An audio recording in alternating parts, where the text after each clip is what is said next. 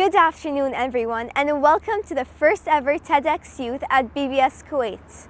2020 was such a challenging year for everyone, but 2021 gives us the opportunity to look for stories of hope and inspiration for the future, which makes the theme of this event Thriving on Turmoil. We have such an amazing lineup of speakers here for you, and we can't wait to share their stories and ideas of inspiration and hope for the future. I'd now like to introduce our first speaker for this evening, Mr. Stephen Ritz. Stephen Ritz is a South Bronx educator who believes that students should not have to leave their community to live, learn, and earn in a better one. An internationally acclaimed award-winning educator, Stephen Ritz is the author of the best-selling book, The Power of a Plant, and founder of the Bronx Machine. Known as America's favorite teacher, Stephen is responsible for creating the first edible classroom in the world, which he has evolved into the National Health, Wellness and Learning Center. Hello, Kuwait! Welcome to home of the cheese hat and greetings from the poorest congressional district in America, the South Bronx. 45 buildings that look like this. No supermarkets, 18 blocks to the subway. The highest grossing Domino's per square foot in America. Welcome, I'm excited to be with you. And here, I like to say, we grow our own food. What's your superpower? So I'm Steve Ritz from Bronx Machine, and literally here's a short video about the work that we do. This is our skyline. These are our shops, our supermarkets, our windows, our doors, our homes, and our yards in the poorest congressional district in America. This is our soil. Here, we are growing something greater for children who love to learn, to make, to nurture, and to taste. This is Bronx Machine.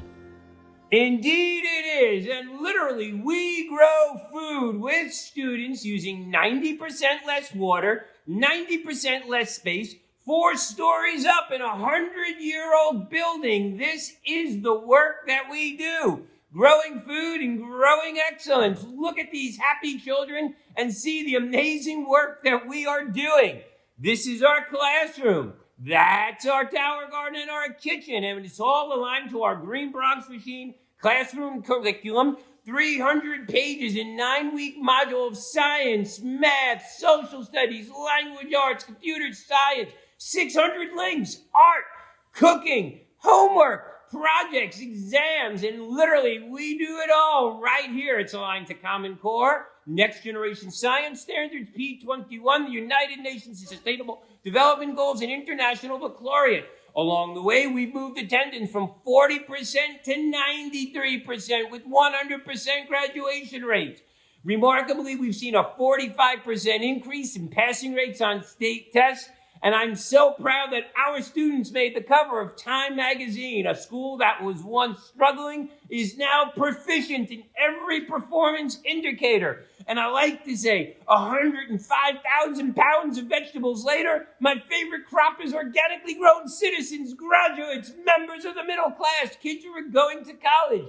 We've taken over abandoned, empty retail spaces like this and turn them into million-dollar businesses that look like this, generating 2,200 living wage jobs across America. I like to say my students are dreamers, believers, and achievers, and we have gone from disruption to delivery. The amazing thing is we've had 100% teacher satisfaction, and the curriculum is now available in Arabic, in multiple languages around the world. We've been able to connect with students across the globe with a single goal: to grow something greater, to become independent, to address food security, growing strawberries like that in our classroom. We have farms in the middle of deserts growing amazing and copious amounts of food.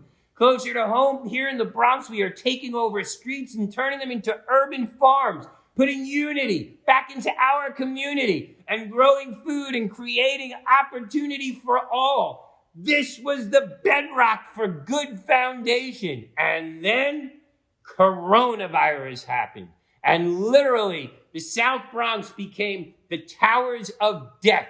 where Bronx residents were twice as likely to die from COVID than anywhere else in New York City. The garbage started piling up. Parks were closed. Literally, it was a city under siege. There were lines of food everywhere. And instantly we pivoted. We started resourcing food from around the country because we knew that food was in the pipeline. We just wanted to make sure we got it right here to our community. And we started resourcing food that was going to wind up in waste and move it elsewhere, right into our community. We started putting bags of food outside of our schools and sourcing food locally, creating farm stands, doing pop-up markets in every neighborhood of the city, giving out hundreds of bags of groceries after school to our community, and literally turning our schools into food pantries, making sure every member of the community was fed.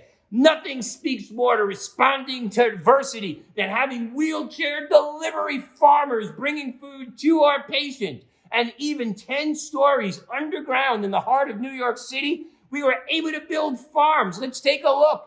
This is 10 stories underground, a farm being built in a basement in just one day.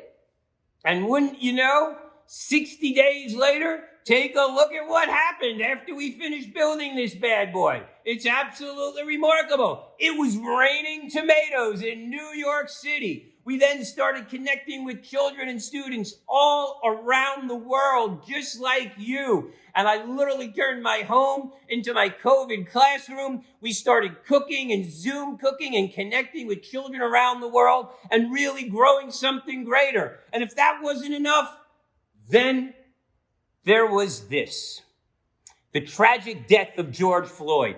And let's be clear, this virus, this pandemic, Corona, COVID-19, is emblematic of three larger viruses: the virus of greed, racism, and corruption. And make no doubt about it, here in the South Bronx and around the world, we say Black Lives Matter. Let us always say their names. Let us forever remember the pain, and make sure that on every block, in every neighborhood, we paint the streets with a simple message that Black Lives Matter. And that's why I say compassion is the new curriculum. I'm so proud that Bronx Machine made the National Council for Science and the Environment cover story of building a nation of problem solvers, because for me, it's education, not asphyxiation. And I'm proud to be growing something greater with my students all across New York City. This is not Photoshop. This is 24 days on a rooftop farm, from surviving to thriving, literally growing food, 24 days. And that's not just growing food.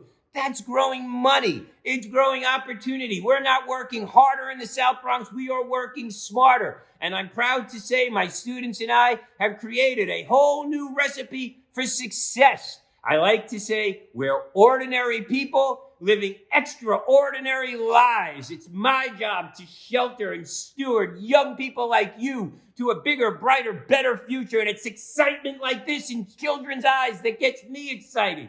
I can't wait to join you in Kuwait and get to know you and work with you, because just like Julian right here says, it's about a growth mindset. And together, this is what we do, because doing your best in this moment puts you in the best place for the next moment. I like to say our rising tide lifts all boats, and that's what it's about. So find your flame and keep it lit.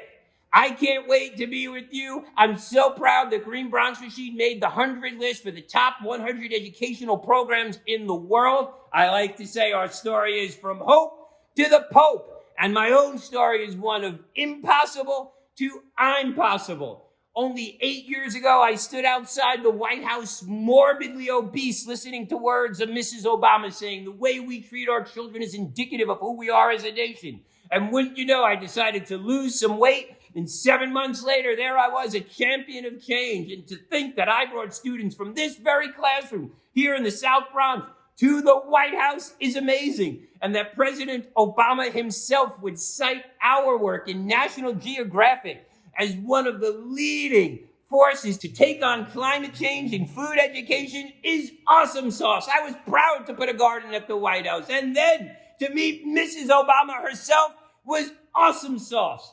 Then I found myself in a situation just like yours, in the middle of the Gulf, in the middle of the desert, in UAE, and with some vision and planning, 5 years later, I'm so proud to be a resident of the sustainable city. And that's a real image, not a virtual image. The first net positive energy city in the world, where we're growing food, where it's 3 degrees cooler than anywhere else in the environment.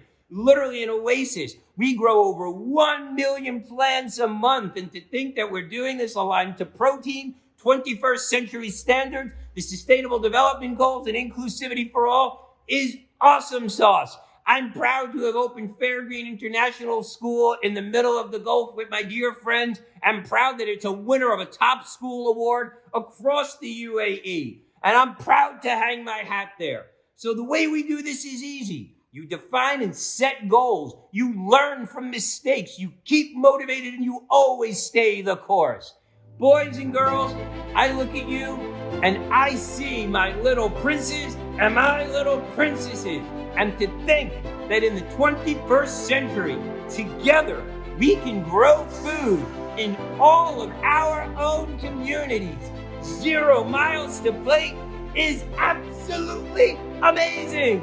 That's why I'm so inspired. That's why I'm thrilled to be here with you, because together we have the ability to grow something greater. And this video filmed by a 4th grader in my classroom is testimony to that and all that we can do. And best of all, you can do it with a cheese hat and a bow tie. So no one can do everything, but everyone can do something. You don't have to be great to start, but you have to start in order to be great. So do something today that you and your future self will thank you for. I'm so proud to be filming a new documentary called Generation Growth that I hope to share with you soon. And remember, boys and girls, this is not food.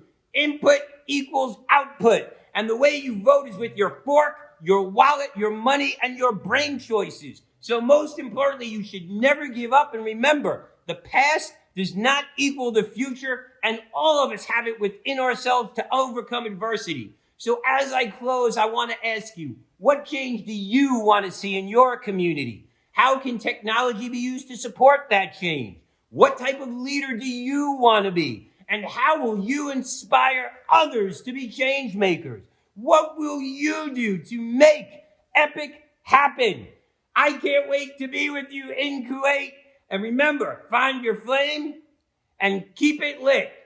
My name is Steve Ritz. I'm the author of A Power of a Plant, and I approve this message. Don't forget to see our documentary, Generation Growth. You can learn more about me and my organization here, and I'll see you soon. Si se puede. Thank you, Stephen, for sharing the remarkable work that you do. I would now like to welcome our next speaker, Grade 8 student, Mulla. Hi, I'm Mulla, and today I'm going to be presenting my speech. We never miss the water until the well runs dry. And the world's well, usually filled with social events, friendships, school, air travel, visits with loved ones, and stunning skylines, is no longer feeling as full. The year 2020 instead filled our wells with unprecedented amounts of life-changing incidents. From a global pandemic, all the way to a ground-shaking, heartbreaking, life-taking incident in a place way too close to home for us here in Kuwait. But should we be pessimistic?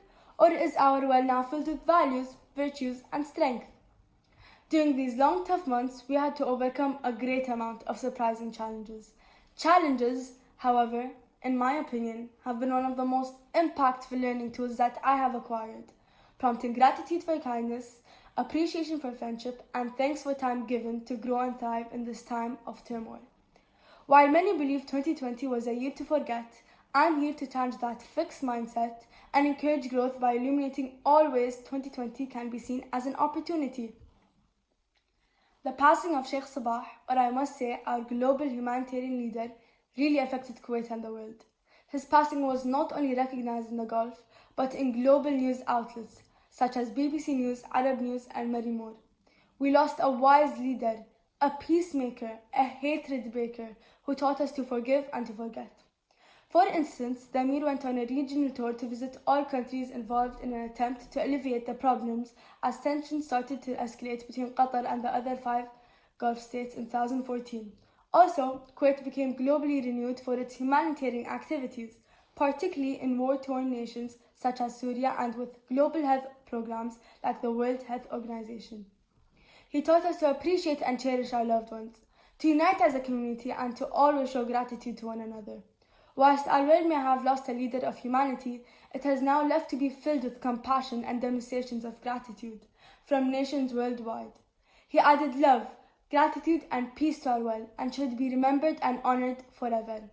We, as a nation, will continue his hard work, and throughout our negative experiences in 2020, we were better able to understand his message of gratitude and forgiveness. Almost a year ago, going to school was a normal and essential routine in our daily lives. We would go, learn, and come back home. Nothing special, right? Yet as we reached the end of 2020, students realized how privileged and lucky we are to go to school, and even just to have an education, whether it was online or not. According to UNICEF, 1 in every 5 children do not go to school at all, which not to mention is about 617 million children and adolescents not having enough education to live a happy and fulfilling life. We are not even living close to their shoes. Students have realized that we should acknowledge and appreciate our privileges after not going to school physically, rather learning and having an education virtually. This slight change in our daily procedure surprisingly gave a strong reality check to some, to take this as an opportunity to show gratitude and as an important key factor to add to our unfulfilled well. When life goes back to whatever normal is, or whenever you're feeling ungrateful or fed up, remember this experience. Remember not just to appreciate education, but everything else. Your friends, your family, and even your time. For then, our well will fill right back up.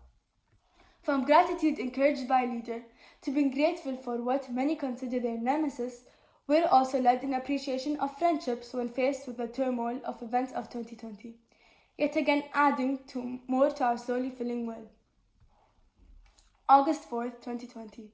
A deafening and devastating explosion occurred in the heart of Lebanon, and sadly many families and friends lost their loved ones and their homes. Causing at least 204 deaths and 6,500 injuries, Beirut needed a helping hand. With the firm friendship and bond between Kuwait and Lebanon, Kuwait did not hesitate to help. Just 3 days after the explosion, a plane with 36 tons of medication, wheelchairs and blood bags, arranged by the Kuwait Red Crescent, arrived in Lebanon. In addition, Kuwait insisted in reconstructing the national wheat silos in the port of Beirut, in a gesture of unity and solidarity with Lebanon and its citizens. Although our well may have been a little more empty after this tragic event, it has now been patched right back up by the integrity and unbreakable friendship between Kuwait and Lebanon. I learned an important lesson after this unexpected devastation, to always appreciate the time and effort given by our loved ones, especially during these times of turmoil. Whether this event or the last year may have been seen as a negative experience to some, it could also be seen as a chance to acknowledge the small things that we are privileged to have. Socializing and making new friends is an important life skill everyone should have. But being faced with a pandemic, we needed to isolate ourselves from our friends and family. At the beginning of March, when the virus started to get pretty serious, the majority stopped seeing their friends. Just a few months in, people started to realize the value of socializing with friends, including me. In fact, it felt weird not visiting or seeing my friends on a daily basis. Yet there was still a positive outcome after all of this, for I spent more quality time with my family and with myself. This specific hurdle really had an impact on the way I think about my friendships and how I value them, which led to a great lesson that will indeed be added to our well. To always be appreciative and thankful for our friendships. Even if some took not socializing as a tragedy, I advise you to take this as a moment of gratitude and appreciation. As we start a new year, we should always remember to acknowledge and value our loved ones. Speaking of being appreciative and thankful, during the pandemic, all of us have been giving a lot of time to use it upon ourselves and our environment. Without a doubt, time is a true villain, so we should acknowledge all the time that we can get, even for a second. If you haven't been living under a rock for the past year, then you all must know what I'm talking about. Have you guessed it? Yes, the coronavirus, the most devastating and tragic event that happened in 2020. But is it? With all of the coronavirus situation, the majority of us have isolated ourselves from our friends and family. Yet, this means that as a community, we need to find ways to entertain and thrive ourselves through these times of turmoil. Especially during half of the year, we had a choice on what to do with the time given to us. For example, you could have spent it on something worthwhile or productive that we need a lot of time to finish. Personally, I did a lot of things like clean my room, spend more quality time with my family, and even learn new skills that I would have thought of learning. If you did not use your time wisely, you still have a chance. Take this as an opportunity, as a once-in-a-lifetime offer, because trust me, time is not a game. Therefore, the coronavirus has possibly added a positive impact in our lives and clearly added plenty of time to our gradually feeling well. Not to lie, 2020 was a great challenge, yet it wasn't a year to forget. It encouraged us to grow, to show gratitude, appreciation, and to always be thankful for our time. Thinking about it now, I actually benefited from this experience, and I think you did too. And now, as we enter a new year, let's start taking time to fill humanity's well back up till it overflows. Thank you. Hi, I'm Wasan Al-Ammar, and today I'm going to be interviewing Maha Mulla regarding her speech about filling our well. Please introduce yourself. It's my pleasure to introduce myself. I'm Maha Mulla, and I'm an 8th grade student at BBS, and I'm excited to discuss my topic. Maha, why do you think people aren't grateful for what they have until they lose it? People usually take things for granted and don't appreciate them until they lose it. In the year 2020, we lost a lot of things, and it showed us that we should be grateful for everything before we can't have it anymore. Yes, I agree. But what inspired you to write about this topic, and how? Not to lie, 2020 was a great challenge that all of us had to go through.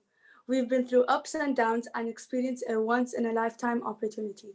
So I chose to speak about this topic to change the watcher's view of 2020 and how we all benefited from it and not what we lost. Exactly. We benefited a lot from this year. Why do you think spreading positivity is necessary? Spreading positivity is necessary because when going through rough times, we should think of the brighter side and how we're going to learn from our experiences. Also, it isn't only going to make you feel better, but rather make others feel better too. Positive thinking is needed as well since it helps with stress management and can improve your health. Exactly. Thank you so much for your time, Maha. Hope you have a great day. Of course, thanks for having me. Thank you, Maha, for your inspirational words. I'd now like to introduce our next speaker for this evening, Grade 8 student Farah Al-Kharafi. How many of you started walking outside more due to the pandemic? I find that such an ironic question, as sometimes going out just spreads it even more. But I guess that it may help you to be more drawn to the environment around you, and with that realization, why not take action to help save it? Climate change is a major problem we're dealing with in the 21st century, and we only have a couple of years to stop it. This whole pandemic taught us how major events can happen due to one person. These events can either be good ones or tragic ones, such as this pandemic. This epidemic can also be seen as an opportunity to thrive in the turmoil, but this decision, of course, is up to you. Pfizer results, coronavirus vaccine is safe and 95% effective. Early data shows Moderna's coronavirus vaccine is 94.5% effective. Pfizer's early data shows vaccine is more than 90% effective. These are all different headlines about the COVID-19 vaccine that shows us promise. I think it can all come together on the premise that living your day-to-day life in the pandemic is really life-changing. Many things have changed since the beginning, some for the better and others for the worse. So far, it's been nearly 10 months since the official lockdown, and in the first few months, people were sheltering themselves from the outside world, barely even going out to get groceries. Now you see people going about freely and with an all-new sense of life that both shows how they overcame that fear and how they learned to cope with it. That shift in beliefs boils down to one thing, which is reinvention. Reinvention is basically taking an old idea and reintroducing it as something new. You could use it to start new habits or end old ones. Sometimes it requires an all-new experience to realize what it means to you specifically, and other times it just takes persistence and time. Everyone's experience is different, thus I can't say that it will always be a moment of realization. I think mine was a mixture of both, where it took me things I seem to overlook and things that make a great and funny story to tell to really change my life. Scientists around the world have finally come up with a vaccine, and many countries, Kuwait included, have started vaccinations. 2020 has finally come to an end, and we have now started a new year, which hopefully will be much better. This doesn't mean that the pandemic is over, but rather shows the beginning of the end. You still have to stay cautious and wear a mask to protect yourself and those around you. This pandemic has taught us many things, including hygiene, care, and the importance of personal space. You may have realized how accustomed you now are to your daily corona tasks, such as trying not to go outside too much, school at home, wearing your mask, social distancing, and trying not to have big gatherings, which many of us have been breaking.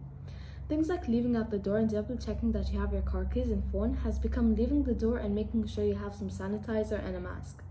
Regularly, I would wake up and stay on my phone a bit, and it would just be a thing, nothing of relevance or importance. But if the pandemic has taught me anything, it is that I should use this time for the better, as these world-changing events are unseen and random. I decided to make the best of it by making the most of my day. And now waking up and going on my phone means to talk to my friends and to stay strong even on our hardest days. This realization, for example, came suddenly and without warning in a cloudy morning mid-May. I stayed sure to be extra kind that day. Those little moments are what helped make old ideas new and fun. Another thing that I started to do was watch some documentaries and educational shows while binging. I decided on binging TV shows like Full House and The Fresh Prince of Bel-Air, which isn't a bad thing but wasn't really educational in itself. I came to a decision and decided to watch a TV show that was recommended to me via Netflix, which was called Brainchild. They had all sorts of different episodes where they talked about different things such as dreams, germs, space, and the giant oceans. I learned new things about all sorts of stuff, and it was actually entertaining. I also decided to watch documentaries such as After Maria and Out of Many One. These helped to open my eyes on the global situations around me, and were also kind of short, so were just enough to keep me entertained. The best thing about reinvention is that you can use it for good and self-improvement. You could also use it to help change the world for the better.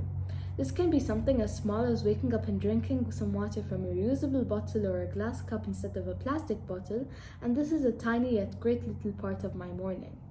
An additional enjoyable example to showcase this is how, when it was still fairly into the pandemic, I decided to read up on climate change. Me being the person I am was already very passionate about this cause and wanted to help, but I never knew how to.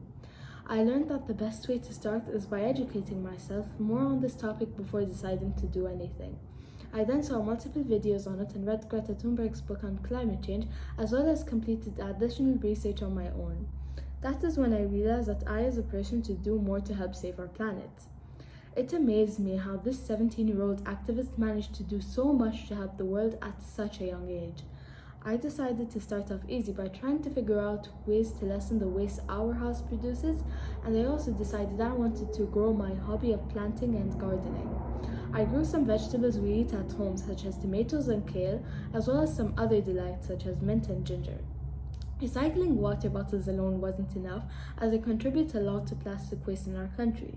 So I found an old filter we used and tried to drink from it as much as I could instead of the regular plastic bottles. I slowly started avoiding the non-reusable bottles altogether and used reusable bottles to refill it with the filtered water. My family liked how I was trying to lessen plastic, and so they tried to avoid it themselves by cutting off plastic and doing tiny things like getting reusable masks instead of the non-reusable surgical masks. I also went as far as taking online classes that teach you how to start a sustainable business that can help you develop a better society, and some other classes that help you to become more ethical. Of course, these were all things I used to do even before the pandemic, yet having all this time to myself, I tried to focus on the tiny things that I may have completed every single day and reinvent them in a way that can better our world. As you can tell, there are many ways to go with this and not just one. I think the most important and easiest way you can help save our planet right now is to wear a mask. While you're making sure that you leave your house with all the important necessities, make sure that you have your mask and actually wear it. This way, you are not only protecting yourself, but those around you, and through the butterfly effect, maybe even the world. Most importantly is to wear your mask properly and cover your nose as well as your mouth. Preferably, the mask should be reusable as to help stop the pollution as well as lessen waste you make in a day. Factually speaking, most pollution is one of the biggest environmental impacts of COVID. Statistically speaking, about 75% of masks and other pandemic-related waste will be left in landfills and oceans. These not only make it harder for marine life to navigate and hunt, but can also release toxins that harm the ocean itself. The World Health Organization estimated about 89 million additional disposable masks were needed globally per month.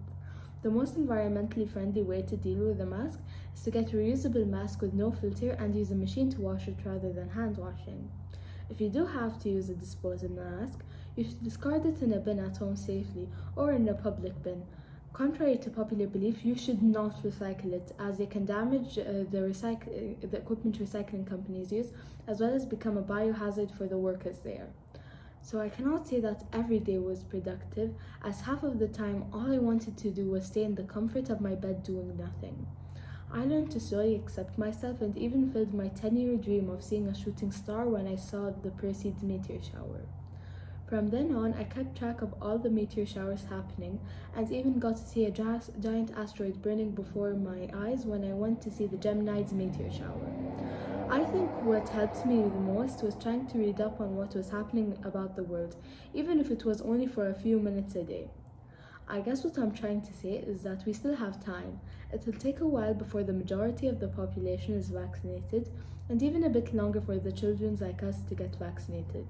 This time can be a bit lonesome and daunting, but you can use it as an opportunity to better yourself and the world around you. If there has been anything that you have wanted to do since whenever, now's your time. You can either be patient zero and cause trouble, or you can be activist zero and help save the world.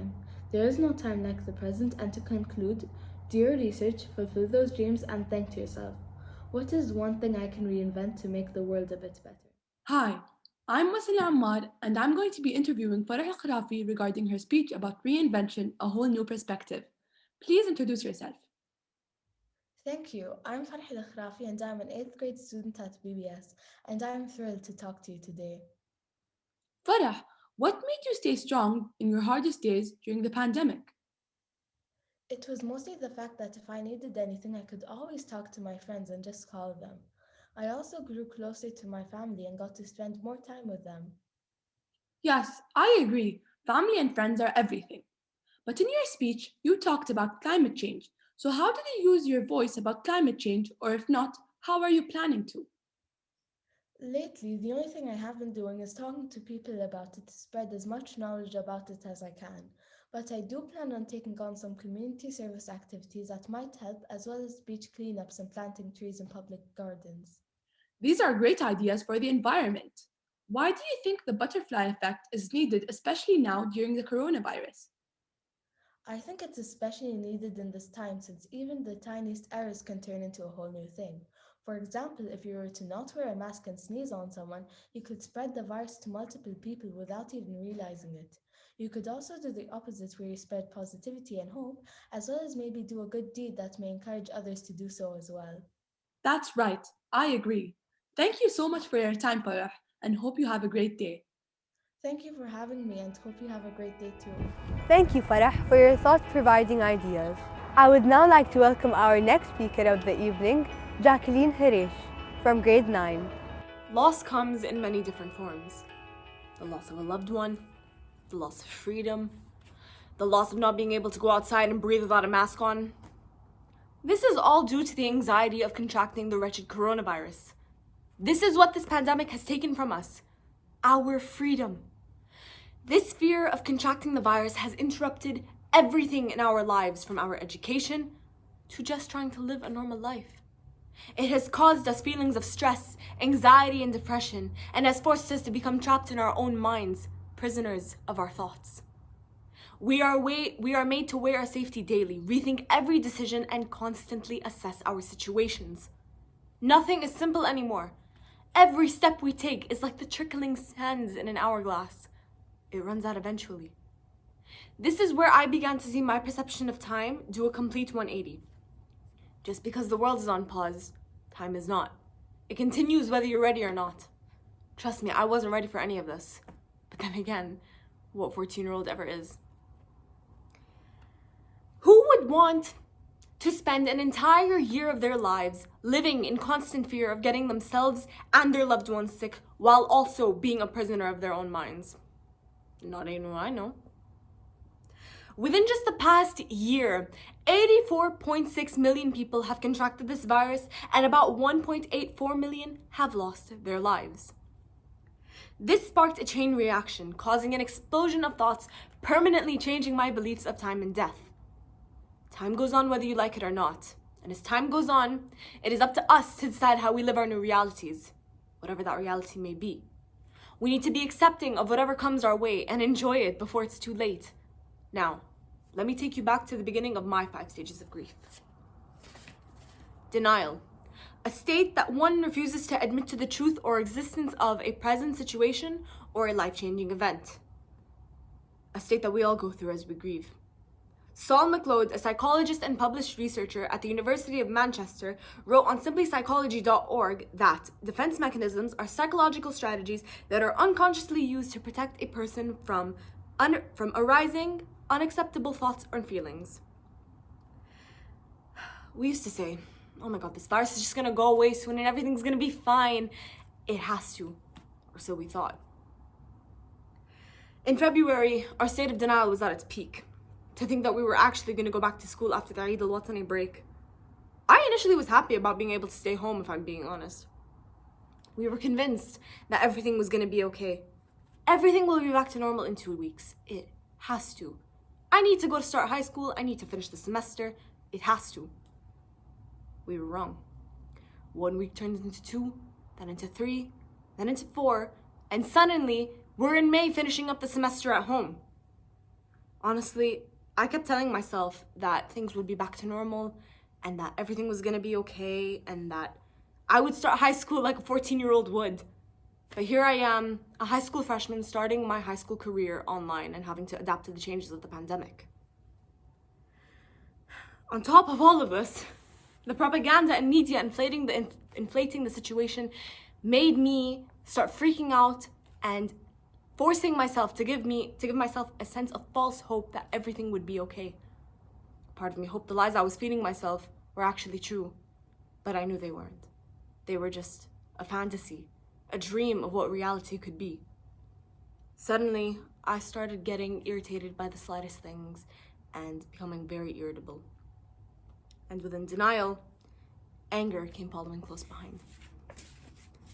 Anger, a strong feeling of annoyance, displeasure, or hostility. The mask that hides the pain from the world. Being stuck at home caused me feelings of anger that words could not even express. I was spiraling with no sense of direction and all I could see was red. I was most irritable during the 5th and 6th months of the lockdown. I'd wanted to buy fabric to make a dress as I had nothing to do and I wanted to try something new, since this was obviously the best time for it. I waited patiently for 4 months to be able to go to the fabric stores to get fabric for the dress I wanted to make, only to be told that they weren't going to be open for the next month and a half because of the new safety measures that were being enforced. When I tell you I was angry, I mean it. But this was only just a fraction of the situations that I was in that made me feel like I had lost control of everything and that I was paralyzed and unable to do anything about it. It was at times like this where I wondered why this was happening. Is this just one more injustice that is happening in our world? Are we being punished for another's sins? Is it not enough that the world is going through poverty, hunger, economic corruption, environmental detriments? The list goes on. And now we have to worry about a pandemic? The only consolation I had at the time was being with my mom, dad, aunt, and cousins. I hadn't seen anyone other than them for the past 6 months, and I was ready to see anyone at this point and do anything to do it. Oh, how I wanted to pop that bubble so badly. I was ready to bargain my safety to see anyone at that point. So I did. Bargaining. negotiating the terms and conditions of a transaction. We as people bargained for our safety, to go outside and be semi-normal. Please let us go outside. We promise we'll wear our masks. We'll even wear gloves.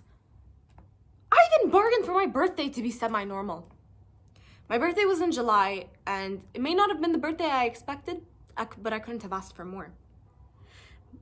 I was so lonely that I bargained my health and my safety to be able to see a dear friend of mine and have her come over to spend my birthday with me. My parents had never seen me like this, so even though they were still very, very hesitant, they let her come over and spend my COVID birthday with me. Ever since that day, I actually felt like a normal human being and not an animal locked in a cage. And I'd been able to see her after that, and since we knew that her family was safe, I continued seeing her, and I was genuinely okay for once. Slowly, placing our bargaining chips down on the table, we tested the waters, dipping our toes in until we were fully submerged. I gained and lost things while placing those bargaining chips down. I gained seeing a friend and being able to do semi-normal things with her. But I lost seeing my cousins. Since they were at high risk of getting COVID, I did not want to risk their health, so I decided to stop seeing them. And since I got to start seeing my friend, we began incorporating certain things that we did before the pandemic, like going to malls, seeing friends, etc. And ever since then, in my little world, everything seemed okay, relatively okay. But in reality, it was only falling apart. Depression, a state of feeling severe despondency and dejection, a state where I began to spiral into sadness. With a rise in COVID cases, anxiety levels increased, and the depression began sinking in. I began to worry about leaving the house, and I became stuck in an abyss of negative thoughts. My dreams turned into nightmares reflecting how I was feeling, and I became very, very distant. Online learning had been quite the challenge as I was still adapting to the changes. And it stressed me out so much to the point where I would break down at least twice a week. I recently wanted to make brownies, specifically the Betty Crocker fudge brownies. Delicious. But I didn't have any of the mix at home, so living right next to the Jamia, I decided, let's go walk, let's go get some brownie mix. I put on a brand new outfit, my high-heeled black combat boots, and I walked. When I got inside, I was horrified. I was greeted with a sea of people, and internally I started freaking out. My fight or flight kicked in, and I decided to just suck it up, go get the baking mix, and leave as fast as humanly possible. As I approached the baking aisle, I was greeted by a man from the Ministry of Health who asked if I wanted to take a free COVID test. At that moment, I realized how dangerous this actually was. I kindly declined, and I explained that I was always at home and that I was safe, and I sprinted to the baking aisle, only to find that there was no brownie mix. I left as fast as I could, and as I was leaving, I was holding my breath. When I got a second to think clearly outside, I was horrified. I almost broke down crying right then and there in public, but I decided this can wait till you're at the house. When I got home, I got a call from my sister, and she told me that she had gotten COVID. And then came the waterworks. I broke down crying on the phone with her, and I could not stop. She's my older sister, and we're two kids in the family. So she was a second mother growing up, and I couldn't help but worry for her, even though she told me that she was asymptomatic. To make matters worse, it's not like she was here in Kuwait with me. She was in Lebanon studying at university there, and being out of the country and having me miss her made the situation a million times worse. Acceptance. A willingness to tolerate a difficult situation. The final stage of my grief. My life really came into perspective that day. The day I realized that we took things for granted. If you asked me a few months ago if I was grateful for the pandemic, I would have said no with zero hesitation. None. Zero. Zilch. Nada. But now that I've had time to be alone with myself and truly understand the benefits of being alone, I would say that, yeah, I am grateful that this happened.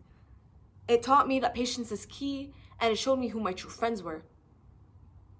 I learned a lot about myself and how I was feeling mentally, physically, and emotionally. I learned that I'm very introverted and that I prefer staying at home rather than going out, which is quite surprising, really, as we've been staying home for the past year. I'm quite comfortable with online school now, not as stressed, depressed, or repressed. And this was an eye-opener, as it made me realize that we're in times similar to those of war, and that this was survival of the fittest. Because of seeing all the death and sickness around me, I started taking my vitamins, eating healthy, exercising, and taking care of myself seriously. Because by doing this, I was not only preserving my body, but my mental health as well. I may not have control over what's going on, but I have control over my body, and that reassured me and made me feel like I was okay despite the circumstances. I'm gonna give you a piece of advice that my mom gave me. Yes, plan for the future, but enjoy the present. Make the most of it. This is a time that we're not gonna be able to get back once it's gone. So we need to cherish it. We need to enjoy it, and we need to spend it doing something that we love or with someone that we love. This entire experience feels so unreal, like something that would happen in only our wildest dreams. As Edgar Allan Poe once wrote, "Is all that we see or seem just a dream within a dream?" Thank you. Hi, I'm Wasan Ammar, and today I'm going to be interviewing Jacqueline Hirish regarding her speech about my paradigm shift. Please introduce yourself. Hi, my name is Jacqueline. You guys can call me Jackie for short. And I'm going to be talking about my personal paradigm shift caused by the pandemic. Jackie, what was your paradigm shift? My paradigm shift was about time and death, and basically how, even though time was still going on, the world was on pause, and really just everyone was like getting sick and dying, and I needed to write about it. Yeah. Yes, of course, time and death. But what made you stay strong in your hardest days during the pandemic? This might sound like a cheesy answer, but obviously my family and my friends, as they were my biggest support system during that time, and doing things that I love, like playing with makeup, listening to music. I found so much comfort in doing that, as it took my mind off of like what was happening all around me during the pandemic. Exactly, family is everything. But what inspired you to write about this topic and how? What inspired me? Everyone around the world, it's quite obvious that people are going through similar things as each other, especially like during this time, as we're all experiencing feelings of like sadness, anger, basically feelings of grief, as we basically lost so much of our time, and people have lost so many of their family members due to this virus. And I just wanted to let them know that like they're not alone, and that people are going through this together, and that we're all going to get through this together, and that we all have a huge support system within each other, and that everything's going to be fine in the end. Yeah, I understand. And it's so great how you handled everything that happened to you. And thank you so much for your time, Jackie, and hope you have a great day. You too. Thank you again. Thank you. I would now like to welcome our next speaker. Hello everyone. My name is Rima Marey. Today we have with us Mohammed Al-Hadri. Mohammed, how are you doing? I'm good. Thank you. Let's start with the first question. How does it feel to share a personal story? It feels good because some people may feel vulnerable when doing so. They may feel uncomfortable sharing something personal to the world. But for me, considering my goals and reasoning with sharing this story of mine, I'm very happy about it because I feel like with what I'm doing in my life right now, trying to succeed in all the categories, if people know my background story, like I want the idea that if he can do it, why can't I, to pop into their head? So it feels surreal. Interesting. Now, what's one piece of advice you would share to others in order to help them accomplish their dreams and work hard for them? I mean, okay, so when you set yourself a goal, you usually think of how fast you can get to that goal, but it's you have to stay consistent because it may be a month, it may be a year, it may take even years depending on what your goal is. So just stay consistent and like sure, okay, you should listen to other people's opinions, but if their goal of talking to you is to bring you down and you know that you're capable, like deep down you know there's a chance you can achieve it, then go for it because you only get one shot at life and you have to make the most of it. Make an impact whilst you're here because it's amazing. The best feeling is when you achieve your goals and helping others and just go for it. It's like head up and just go straight towards your goal. Of Great piece of advice. Thank you for sharing. course. Now, what inspired you to talk at this event? Like I said in my speech, I absolutely love inspiring and motivating people. Like if someone contacts me and tells me you inspired me today, it just makes my day.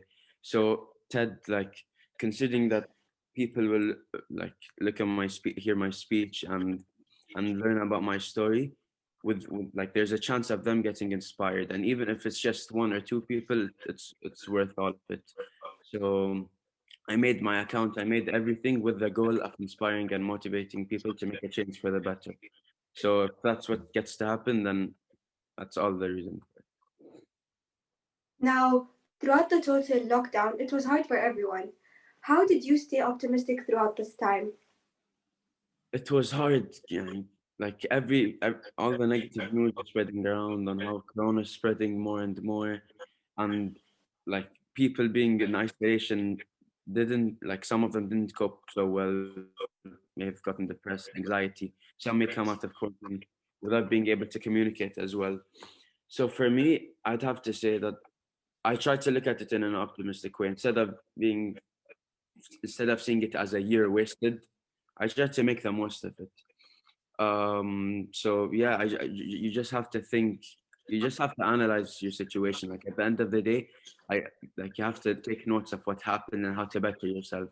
So it's really the goal I set myself of bettering myself mentally, physically, and in all categories. I think that's the best thing I did.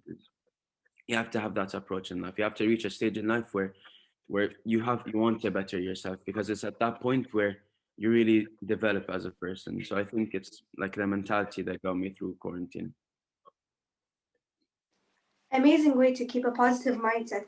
And now, for the last question. If you could tell us what is your speech about in one sentence without revealing any spoiler, what would you say? I'd have to say take your leap of faith because we only get one shot at life. I think that's Thank you so much for your time. welcome. Thank you. Hello everyone, my name is Mohammed Al-Hajri and I'm a 16-year-old diabetic studying at Al-Bayan Bilingual School. Here we go. Martin Luther King once said, faith is taking the first step, even when you don't see the whole staircase. The struggle you're in today is developing the strength you'll need for tomorrow. In life, nothing truly great ever comes out of your comfort zone, and thus far, my life has been full of ups and downs. I appreciate the good times, for after a while they become good memories, and acknowledge the bad ones because through every failure, a lesson is learned. It takes courage and strength for someone to succeed in life, because in order to do so, one would have to make sacrifices and take risks. Keeping that in mind, just imagine how much it would take for someone to thrive under turmoil. Resilience is when you continue to thrive in adversity. And what better way to live the unexpected journey we call life than by being resilient? Everyone in this world of ours is unique in their very own way.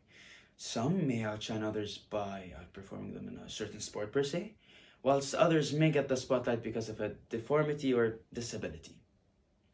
I was diagnosed with diabetes at the tender age of 6. A little boy, rushed to the hospital by his family to run some tests. With the hope of going back home later that night, rest assured that everything was going to be A-okay. After a short while, the results came back, and the looks on my parents' faces had said it all. It was clear that from that night onwards, everything was going to change. Diabetes is like a roller coaster. It has its ups, but it also has its downs.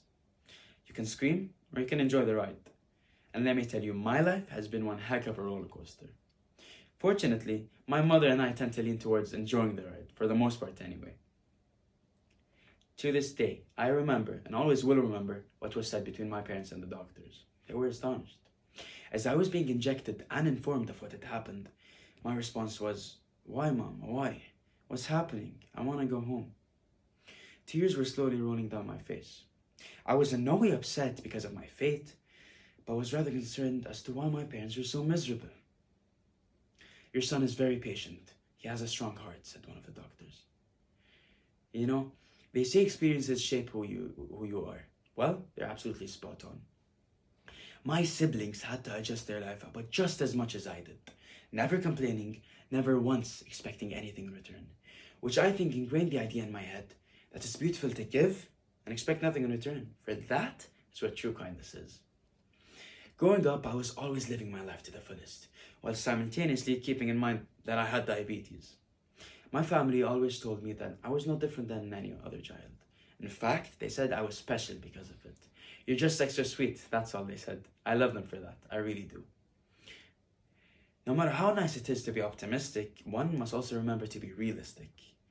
Being diabetic on its own was generally challenging, but having sudden seizures, that just made things a whole lot worse. A wise man by the name of James Lane Allen once said, "Adversity does not build character, it reveals it." Everyone has a certain potential in life. Most never end up fulfilling it. It's incredible to think that if it wasn't for diabetes, if it wasn't for the life-threatening seizures, I wouldn't be who I am today. The struggles I've been through have released a lion hungry for success. A lion that, if it hadn't been for my chronic illness, would be cast away, never to be seen. Never have I felt separated from the crowd as much as I have during this pandemic. It was crazy to hear that I was one of the most vulnerable people regarding the danger that this virus poses. However, all the lessons learned from the battles I faced diabetes have in a way led to this very moment. It takes guts to face an obstacle, regardless of how high the wall is, and tell yourself that it won't stand in the way from you pursuing your dreams. I won't allow diabetes, not to mention a pandemic, stand in the way of me taking my leap of faith. Success comes to those who simply refuse to give up, with goals so strong that loss, obstacles, and failure only act as motivation. You know, it's ironic really how most people, including myself at one point, always seem to think that life-changing diseases seem to ruin an individual's life or hinder their potential to be great. My most recent seizure was back in April, and it was the one that hit the hardest. I was at a very good pace both mentally and physically prior to it, and then boom, I was at rock bottom. It felt like all the hard work was for nothing. All the effort I put into avoiding my biggest nightmare seemed to be fruitless. But then, I told myself that this setback will pave its way for the biggest comeback yet. I grew into something else, into someone else. I changed for the better. I chose to ignore everyone who doubted me, everyone who made my goals seem pointless, and started from scratch.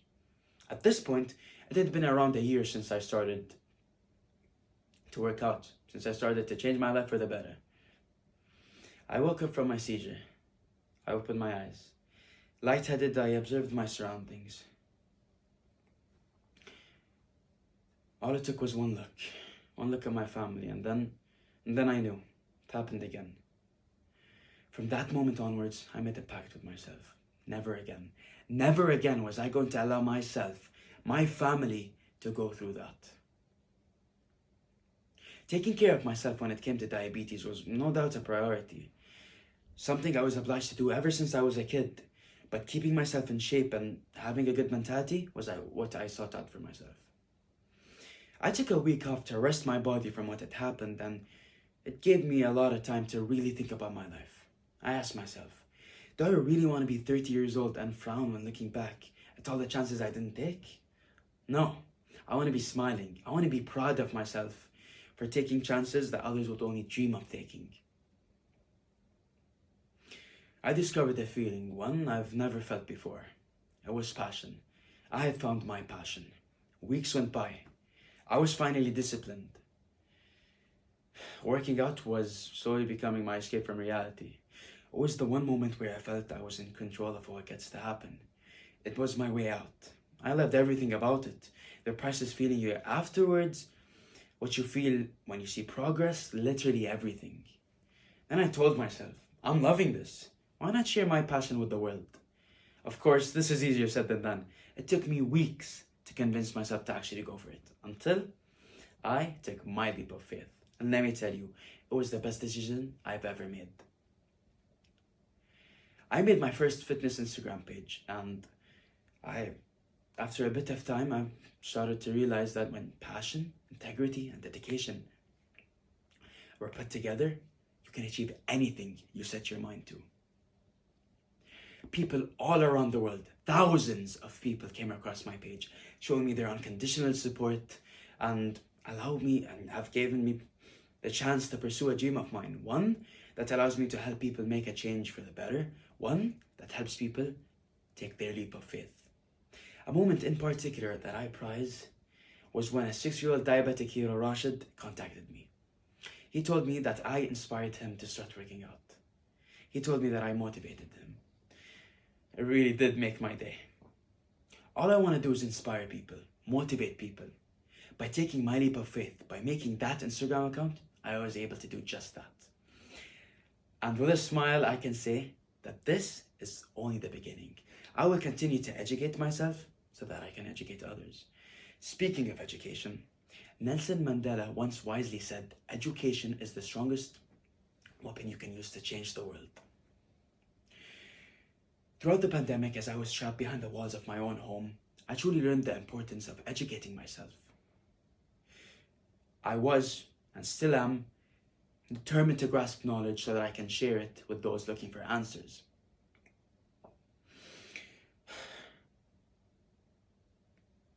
They always say you only live life once, that one should make most of the limited time available. Most people associate this saying with having fun and messing around. I mean, don't get me wrong, a little fun never hurt anyone. But my thoughts immediately drift towards making an impact on this beautiful place, home, Earth. I saw quarantine as a chance to transform completely, to level up. Educating myself on various topics on a daily basis slowly became the norm. Hours upon hours of research put into learning about diabetes, fitness, and even about bettering myself as a person took place.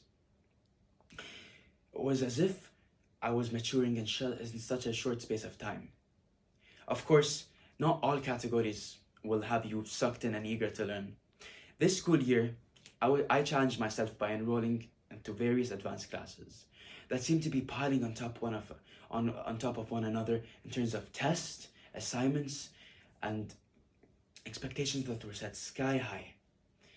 Before enrolling into these set classes, I had to isolate myself for a few hours to really think about the challenge and path I was planning on taking.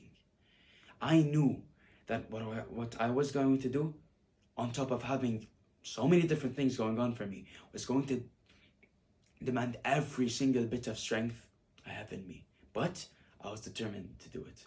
And now with a smile on my face, I can proudly say that this semester is coming to an end with me having straight A's in all my courses. Alhamdulillah.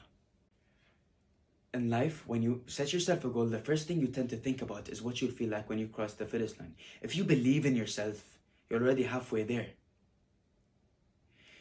It takes a lot to avoid negative thinking, to avoid moping around and thinking about how life can get. It takes heart to take a deep breath, learn from the experience, and move forward. I had to go through so much to get to where I am today. You can easily see a success story on the internet and be motivated by their uprising, but you have to keep in mind that what seems to be an overnight rise to fame took sacrifices beyond your wildest beliefs. I had to reach a point where feeling uncomfortable was what I called being comfortable. This year has truly been a learning process, one through which I've developed drastically, mentally and physically. It's never, ever too late to make a change for the better. You only get one shot at life. one chance to make a difference, one chance to be the difference. Take your leap of faith and never give up. Thank you. Thank you. I would now like to welcome our next speaker. How has COVID-19 changed our lives and our future in a positive way? As my speech is about positivity, I decided to begin with a favorite poet of mine, Maya Angelou. She said, and I quote, "People will forget what you said, people will forget what you did, but people will never forget how you made them feel." End quote. And on that note, my question to you all is, how have you been feeling? Has anyone made you feel happy or feel positive about yourself during this pandemic? Well, I'll let you think about that while I introduce myself. My name is Rawan Masood. I decided to use this very important point as my TEDx speech. And I can hear you all say, "Oh no, not another discussion about COVID." Relax, I can assure you it's not. Well, only on the positive aspects that we haven't really given much thought to. Or points you might even ask yourself after my speech. I hope so. Then my talk has at least been encouraging and thought-provoking. The present situation we all have faced has definitely shown to be negative on so many levels, and we have seen and heard of all the disadvantages that this virus has brought to our daily lives, especially in all the media that floods our thoughts in every waking moment.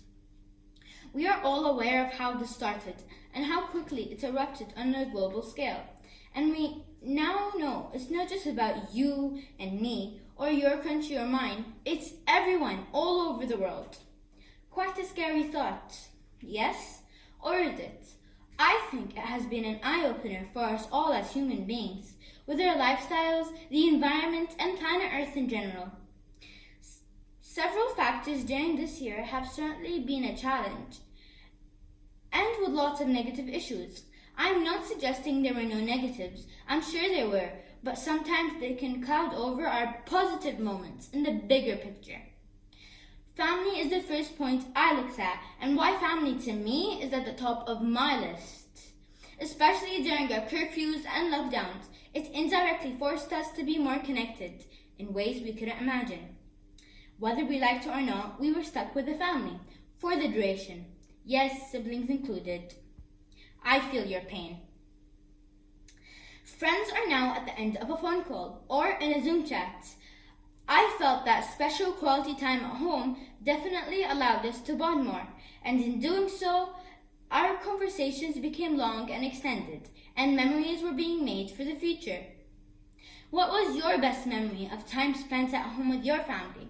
I'm sure many things will come to mind and make you smile. I learned a lot about my siblings, parents, and especially about myself. I was encouraged, supported, cared, and loved by those around me. Our hobbies, dreams, and ambitions were all great moments and opportunities for conversations. And we actually had more time to listen to each other. Our family room is our daily meeting place. We did so much together. Exercising, cooking, talking, playing games, and we had a lot of fun. We literally took over the kitchen and learned how to cook and make healthier meals. As time passed, we became more aware of the benefits of healthy eating and keeping our immunities strong. How about you? Think of your time spent with your family. Has this improved your relationships in a positive way? What did you learn about them? What did they learn about you? It certainly made us feel more appreciated and valued. We all realize that family time is surely the most important thing we all need to get us through difficult times. Our families and health are precious priorities. COVID-19 has shown us exactly how precious they really are. Our awarenesses of simple personal hygiene steps has made us rethink of just how easily we can pass on germs, pick up germs, and that certain germs can now be life-threatening. We are more thoughtful now in what we touch, where we go, and who we interact with, which is something I feel we have overlooked and taken for granted. But thanks to COVID-19, it has reaffirmed to us all how we as individuals can protect ourselves, and that surely must be a positive for our futures. Don't you think so? Experts of family relationships have suggested in the past we had become dysfunctional and apart as we relied on technology. Yet, in the same token, technology is actually keeping us connected all over the world at this crucial time. Our internet communications are now our lifelines, whether personal, work-related, or for online learning. My siblings and I saw our reports and grades improve due to the fact all our family members are now at home. We were helping each other review, study, and understand things together as a family team. In the workforce, many employers have realized that employees can actually work from home and still get the job done. How many of you here prefer to work from home? That definitely must be a plus and a positive to you and your families. Our planet Earth has slowly been healing again. Our sky, our seas, the very air we breathe has improved. Pollution has eased off on its daily attack on the environment. Have you noticed the air seems fresher? It, like us, is also having a much needed break. Our wildlife has surely appreciated the lack of our presence and intrusion into their habitats, at least for the time being. This may have been an indirect signal from Mother Nature. Now is a good time to look around you for the things we have ignored or avoided, or simply because we were just too busy.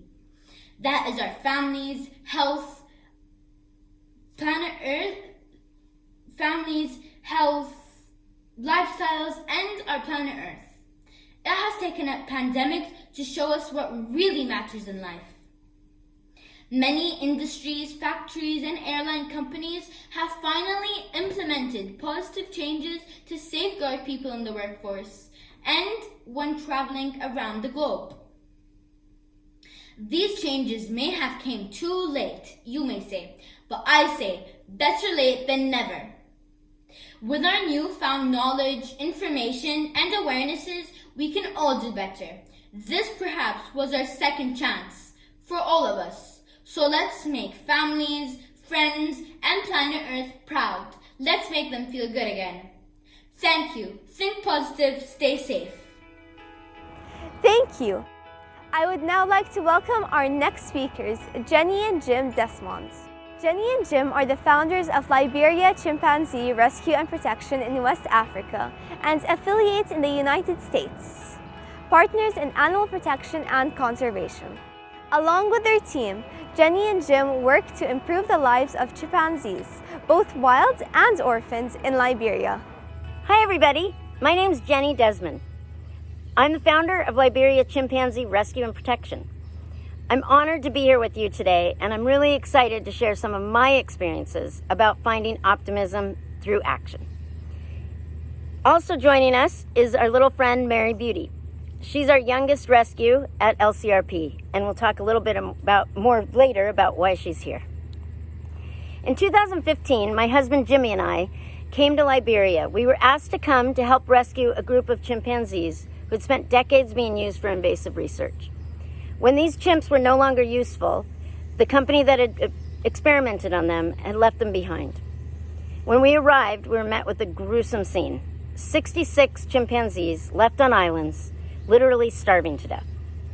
We'd come to find out this was only part of a much bigger problem. Within a month of arriving in Liberia, we were told of 2 other chimpanzees, orphan babies, needing rescue from horrible conditions. An expat working in Liberia had heard about our experience with great apes, and she came to us hoping we could help. These chimps were victims of a rampant illegal wildlife trade, out of control in Liberia and also devastating to the country's wild populations. Adult chimps were killed to be eaten, and the babies were stolen and sold as pets. We took in the 2 chimps, called Sweet Pea and Gwe, without really knowing what we would do and how we would do it. And we knew there were more. Adult chimpanzees were being killed by the hundreds, leaving their orphan babies to be chained in backyards or left on the street. In the wild, chimpanzee infants are never out of their mother's reach until they're 5. We knew these chimps would need intensive care and a home for their entire lives. On a micro level, without help, these orphans would be destined for a life of abuse and neglect. On a macro level, the rampant trade in chimpanzees needed to be stopped. Our path was clear, even though we knew that path wouldn't be easy. We knew we had to stay. Within a year of being here, we had 15 more chimpanzees living with us in our home, all of them under the age of 3, and all with tragic histories. They arrived to us with broken limbs, wounds. Many of them refused to eat or even be touched. They were small and weak, and their eyes showed deep, deep sadness. They had lost hope. All these 15 chimps were only a fraction of the population being created by this illegal wildlife trade. The magnitude of the problem facing us was overwhelming. The pain I felt was unbearable. The tremendous turmoil within and around me was crushing. What do we do when we're faced with great chaos and countless obstacles? It's so easy to give in to our feelings of helplessness and hopelessness. I really asked myself, how could I face this level of suffering and loss? Was I prepared to help these traumatized chimpanzees through their recovery? What could I do to turn this around? These are pivotal moments when we're at risk of losing our optimism and hope. In times of great turmoil, in sadness, in loss or change, it's nearly impossible not to get pulled down, to feel fear, to lose our hope.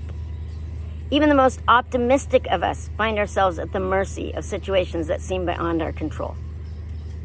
How do we meet immense challenges in life without losing hope, without losing our optimism? How do we keep from giving up on doing good? I find my optimism through action. Taking an action, no matter how small, is a powerful strategy to meet adversity and turmoil head-on. We can turn our fears and traumas into positive change. Choosing action empowers us. Choosing action means choosing optimism. In my world, where I'm faced with pain and chaos on a regular basis, it's critical to find a place of optimism. Only in taking action am I able to overcome the unrest and tragedy I'm met with every day. In offering love and nurturing to these orphans who come into my care, I get to experience their miraculous transformations. They choose not only to survive, but to thrive. In dedicating myself to fighting for their protection in the wild, I get to watch a passion for conservation blossom in Liberia's rangers. Things like seeing the sanctuary come to life, taking the chimps to the forest for the first time, and the overwhelming love and support we receive from all around the world. Now, these are truly reasons for optimism. The second you take an action toward change, small or large, you have immediately changed the status of that situation. It is that simple. The moment you decide to make that action a positive one, you immediately begin the path to progress, to recovery, to expansion or advancement. The second that action results in positive change, you've already made an impact that betters the world. And action brings optimism. I can change things. I can make things better. I can do good. I can make a difference. Each and every one of us can find optimism through even small or simple actions. Most of us heard about the people in Italy who took to the rooftops and balconies and sang and played instruments during the first lockdown in the UK. This small action, started by a few, brought optimism to so many. And around the world, people felt this optimism in the face of tragedy. As they got older, my nieces, 12 and 16, started to see some of the sadness and abuses in our world. And they felt scared and helpless. I knew, and I still know, how devastating and debilitating this can be. But each in her own way decided to take an action. Diana wrote a letter to a zoo about a young chimpanzee being exploited. Lee spoke to her legislature about LGBTQ rights. I immediately saw the optimism in their eyes and hearts. And not surprisingly, it wasn't the last action they took. I can't wait to hear their TED Talks one day. Where has all this action and optimism brought me? Well, over the past 5 years, Jimmy and I have made Liberia our home. We founded LCRP, our new housing, now housing over 60 chimpanzees who will receive lifetime love and care and live in a forest habitat for their lifetimes. Our wonderful team has grown to over 30 individuals, offering not only employment, but creating a lovely community for them, for us, and for the chimps. We've been able to collaborate with organizations around the world to bring awareness to the issues facing chimpanzees and help expose the international illegal wildlife trade. It's given us a global platform where we can build partnerships, share our voices and mission, and spread our passion for animal rights. It's shown me that optimism lives in each and every one of us, and that it's always within our grasp. And that taking action can help us conquer great challenges and achieve amazing things. I imagine most of you are facing many overwhelming challenges as we speak in this very moment. I urge you, today, do something just a little bit different when you're faced with an injustice, or when you're faced with a wrong, or when you see someone who needs help. So the next time you're faced with a situation that feels too overwhelming to tackle, take your action and find your optimism. Thank you. I'd now like to welcome our next speaker, Rich Shaw. Rich, also known as Hotline, is a hip-hop artist who is not only great lyrically, but also knows how to perform. He has practiced with world-class hip-hop dancers, also having mastered the art of poetry and motion. He went on to work with rapper 50 Cent's G-Unit through to Kelly Rowland's Young Jock and Curtis Blow, among others, having produced and released over 7 albums and mixtape compilations. Rich has worked and performed with various other international artists from Pakistan, Qatar, Iraq, USA, Germany, Thailand, UAE, and Bahrain, to name just a few. Hi, my name is Richmond Hotline Shaw. I'm a musician, rapper, songwriter, music producer, and all those creative lanes that intersect. I'd like to speak with you about thriving in turmoil. But before I speak about thriving in turmoil, let's take a moment to define what turmoil is. So, by definition, turmoil is an extreme state or condition of agitation, commotion, and confusion. I know. An extreme state or condition of agitation, commotion, or confusion. By that definition, I know a lot of us are thinking every day is turmoil and there's no hope. All right. Now, some of the words associated with turmoil will be bedlam, mayhem, anarchy, chaos, pandemonium. And all those words are pretty much, they have one byproduct, which is pressure. Pressure. Pressure like cramming for a final exam. Pressure like job. Pressure like finances. Pressure like forgetting to take out the food that your mother or father told you 6 hours ago and now it has to defrost in the stove, but you said you were going to take it out anyway, but you were busy playing Fortnite. Super pressure. But is pressure a bad thing? Because as we know, pressure sure can make for some stressful situations and burst pipes, but pressure also can make a diamond. So what's pressure? Let's define pressure. Pressure is the continuous force on an object by something it's come in contact with. The continuous force exerted on an object by something it's come into contact with. Okay. Now, let's take a moment right there and just stop. Because in my line of work, words have specific meanings. Very, very specific meanings, whether it be to invoke a certain emotion, for more impact, to take you to an emotional place, or whatever. So, a big thing is how you say something, when you say it, the tonality, the delivery, the cadence, and all that good stuff. Right? So, here's an example of using a word to change the meaning or the impact of everything. Stability. The car wheels are stable. the car wheels are balanced. Pretty close, but different. Hi, honey, I'm going to drop the kids off at school. Hi, honey, I'm going to deposit the kids at school. See? Means the same, but not. And the last one, the connotation. I'm obsessed with my job. I'm devoted to my job. Means the same thing, someone who's dedicated to their craft. But the connotation or how you feel about it, it just has a different feeling or mood, right? So that brings me to an important point. What are you telling yourself in these times of turmoil, in these times of added pressure? What words are you using when you're speaking to yourself internally? Let's do a quick exercise. All right, here we go. On the count of 3, in your head, I want all of us to say, I can. 1, 2, 3.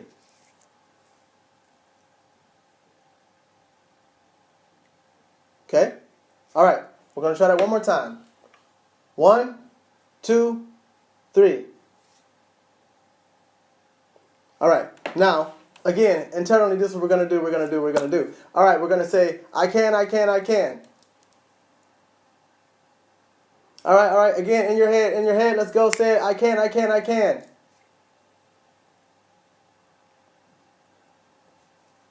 Did you hear it?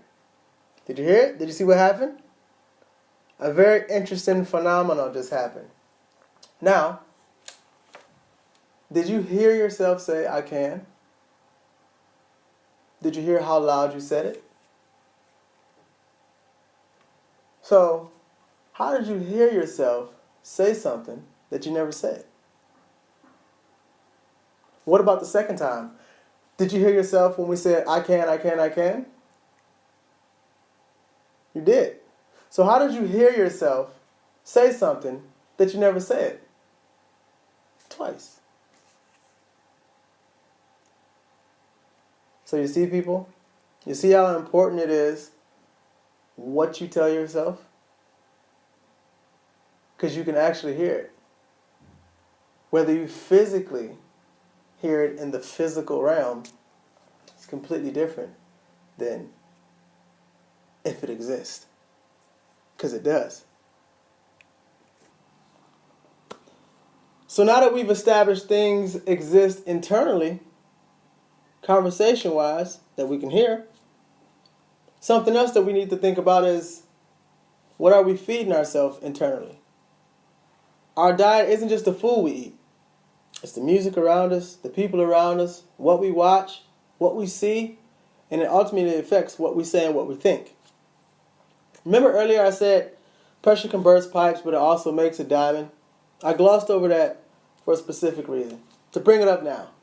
Okay, so here's a little tidbit of information and fun fact. In the music industry, when an artist goes diamond, they've sold over 10 million copies of a single or album. 10 million copies, right? Here's a list of some of those artists. Maybe you may know a couple of them, maybe not. The Beatles, Garth Brooks, Lil Nas X, Post Malone, Eminem, 50 Cent, Michael Jackson. You get the point. And of course, all these artists, a lot of us know their stories, some of us don't. But there's been turmoil, there's been pressure. So with that being said, and on that note, with your added pressure and this added state of turmoil, are you ready to go diamond? My name is Richmond Hotline Shaw. Thank you for having me. Take care. Thank you. I would now like to welcome our next speaker. Get busy living or get busy dying. This is a quote from a fictional character in the movie The Shawshank Redemption. It made me really think about this pandemic. When this pandemic struck us, everyone panicked and took it as a bad thing, including me. We all started thinking of what might happen to us. Will you get infected? Will you lose our jobs? Will you get stuck at home? but we didn't think about the positive things that might come with it. And one of the most significant positive things that happened to us in this pandemic is that it had forced us to make a change in our lifeless and their routines. It made us more aware about our health, and our environment got much better. Before this pandemic, I spent more than 7 years of my life with the same old routine. Nothing really changed in that time. Maybe a few things changed, like my teachers and classmates were not the same every year. I also got older over time, and I've gained some weight too, but that was pretty much it. Every day I woke up knowing how it will end. I didn't need an agenda for my day because I already knew how it would end and what would happen. Life was starting to get boring, until one day Kuwait had a few coronavirus cases and our lives suddenly changed.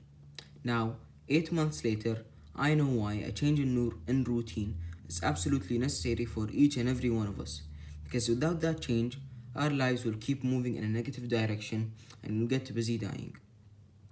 Now, I know that all of you had almost the same routine for several years now, whether you're a kid at school or an adult with a job.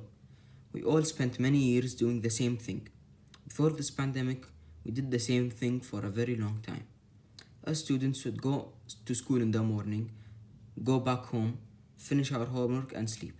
Even if we had free time, we'd just usually sit there until the day was done. Adults have the same problem too. They would go to their jobs in the early morning and get back home in the late evening. And that was pretty much everybody's schedule. In the morning we work, and in the evening we go back home. It was very rare that we break these shifts by going out on the weekend or trying new activities every once in a while. But that was it. Most of us went with our usual routine because that's what worked for us. It didn't work the best, it just worked. Nobody bothered to make a major lifestyle change.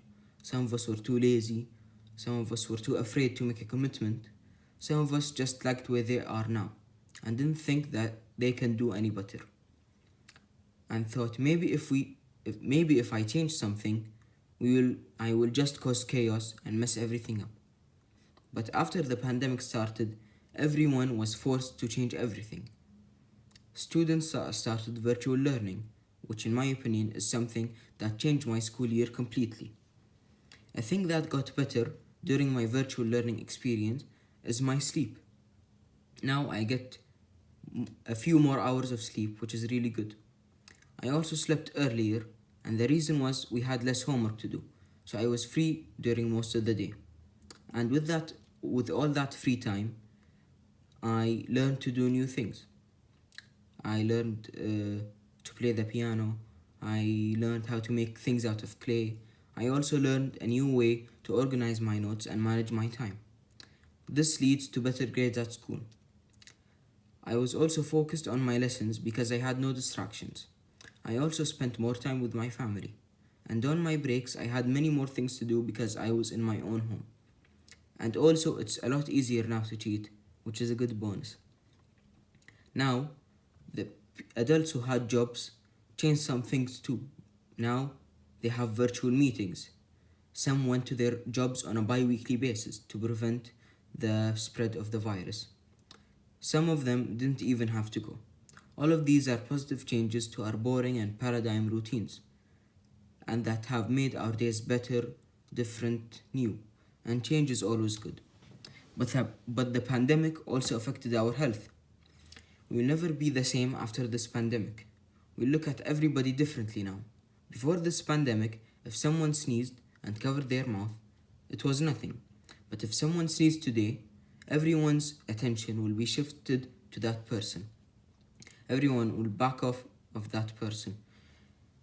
If you think about it, we will continue to do this for several years after this pandemic ends. Everyone will still be careful about every little thing, which is good because before this pandemic, we did not realize the importance of hygiene.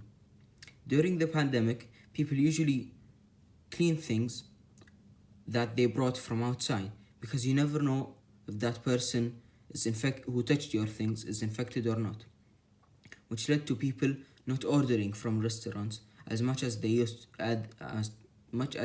to do before, which made some people's lives healthier. People now consider every little thing. the space between them and the other person, what they touch and don't touch, how they touch their face or not, which is good for us to spread less illnesses. Not only did we get healthier, but our planet did too. Well, with this pandemic, most factories shut down because they are not in use anymore. This means less smoke is coming out of factories and into the air. With a smaller carbon footprint, we have cleaner air now and we can breathe better. The huge hole in the ozone layer is getting smaller. We are polluting the earth less than we did before because we are at home and less factories are working. Clearer waters are seen through the globe, which is good for us and the animals. So all this means we are not damaging the earth like we used to before.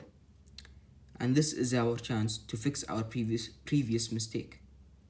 So to conclude, I think that this pandemic is a negative thing, but you also got something good out of it, like a break in our routine, more awareness about our health, and our carbon footprint is getting smaller.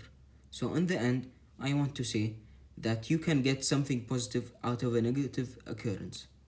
In other words, every dark cloud has a silver lining. Hello everyone, my name is Rima Al-Mar'i and today I'll be interviewing Mohammed Al-Adwani. Mohammed, how are you? I'm good, thank you. Now, for the first question is, how did it feel to say a speech virtually rather than how you're used to saying it in front of a live audience? For me, personally, I did not like it. I like having a real audience in front of me and with real feedback that I can see. When I present to a blank screen, I feel that there is no eye contact, there is nobody. I usually forget what I'm going to say during my speech. I don't have a lot of eye contact because there's nobody in front of me. That's it. Don't blame you, honestly. And now, what inspired you to make a change in your routine as that's something you talked about in your speech? What inspired me was I see that a lot of people on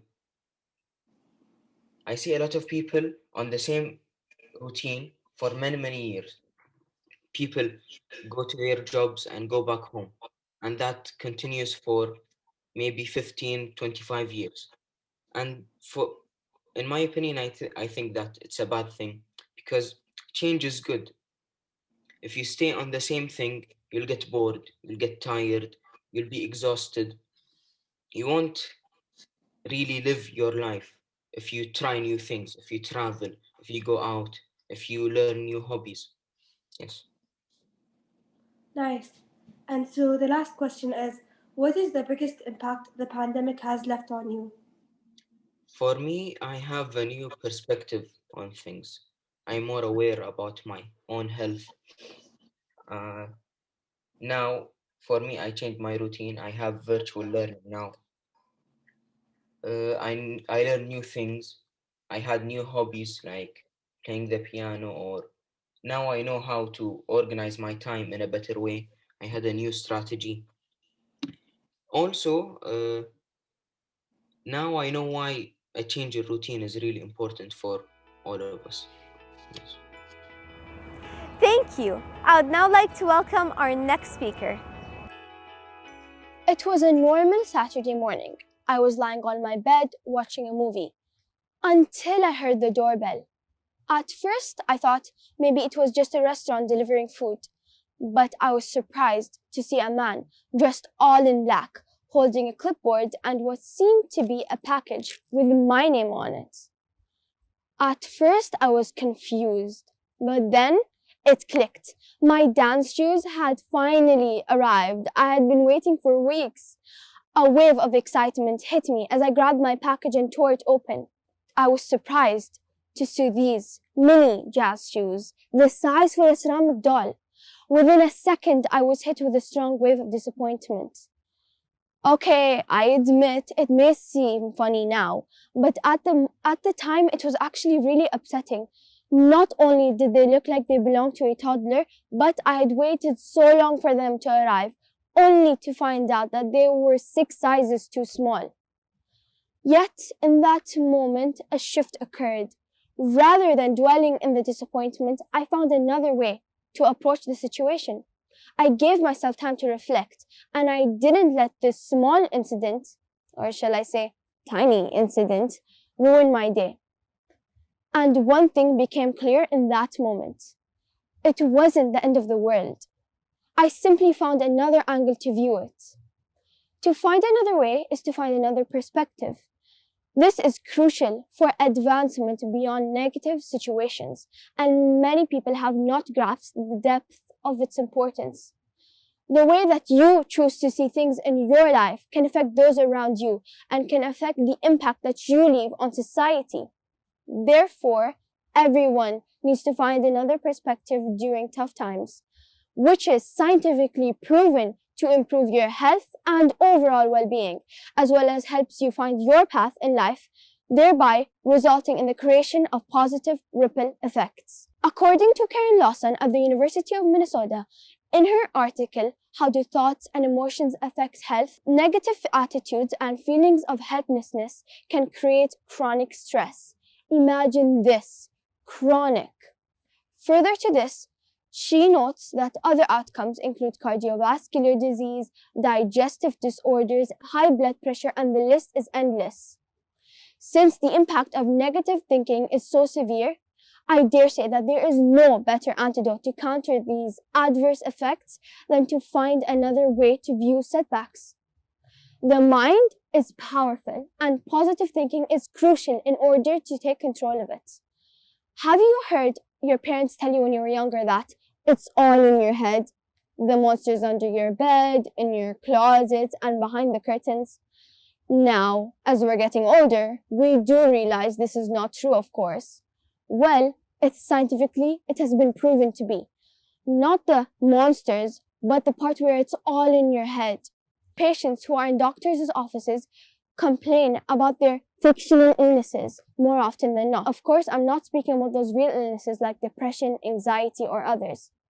In case studies, once determined not to be a serious mental illness, doctors give patients an empty pill called the placebo pill, which tends to miraculously cure these patients. In this instance, it is truly all in their heads. When they believe that they are healing, they are actually healing themselves without the help of any medications. Now, do you understand the importance of finding another way?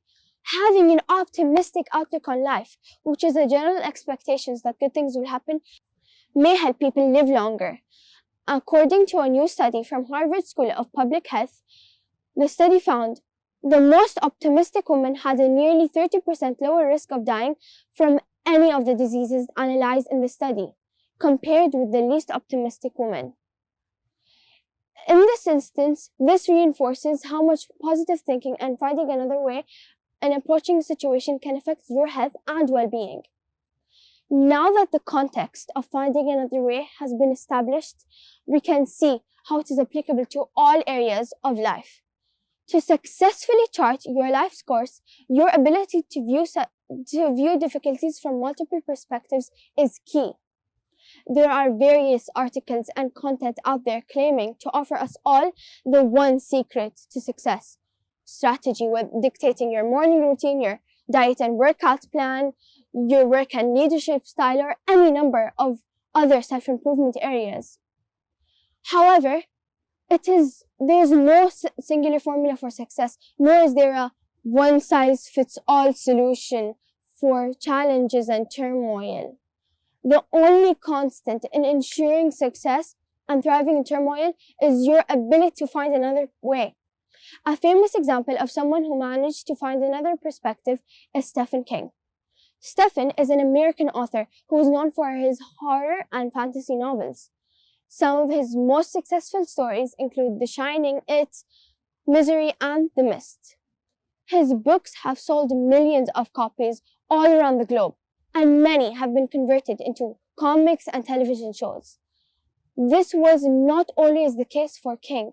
He grew up under poor circumstances and experienced abandonment, abuse, and neglect. However, He was not limited by this and found an alternative way to creatively channel his negative experiences, which became the novels that are known and loved today. He managed to thrive in turmoil and make the best out of his situation. And so, to improve one's outlook on life by finding another way or thinking positively, small, simple steps are involved, such as step 1, being patient with yourself, because it will take a lot of mental training and intentional thought, and this will require a lot of patience. Step 2, avoid negative self-talk and doomsday scenarios that will keep you in a negative loop. Step number 3, which is personally one of the most important steps, brainstorming. Think of alternate solutions, write it down, document it, create a visual layout or a vision board of what these alternatives could possibly be. Keeping a vision of your goals and revisiting them would give you that daily positive boost, which is extremely important. Step 4, developing an awareness of when you are negatively thinking. Then shifting your focus, whether it is snapping a finger to literally snap of it or counting down. Once you're aware, find another way.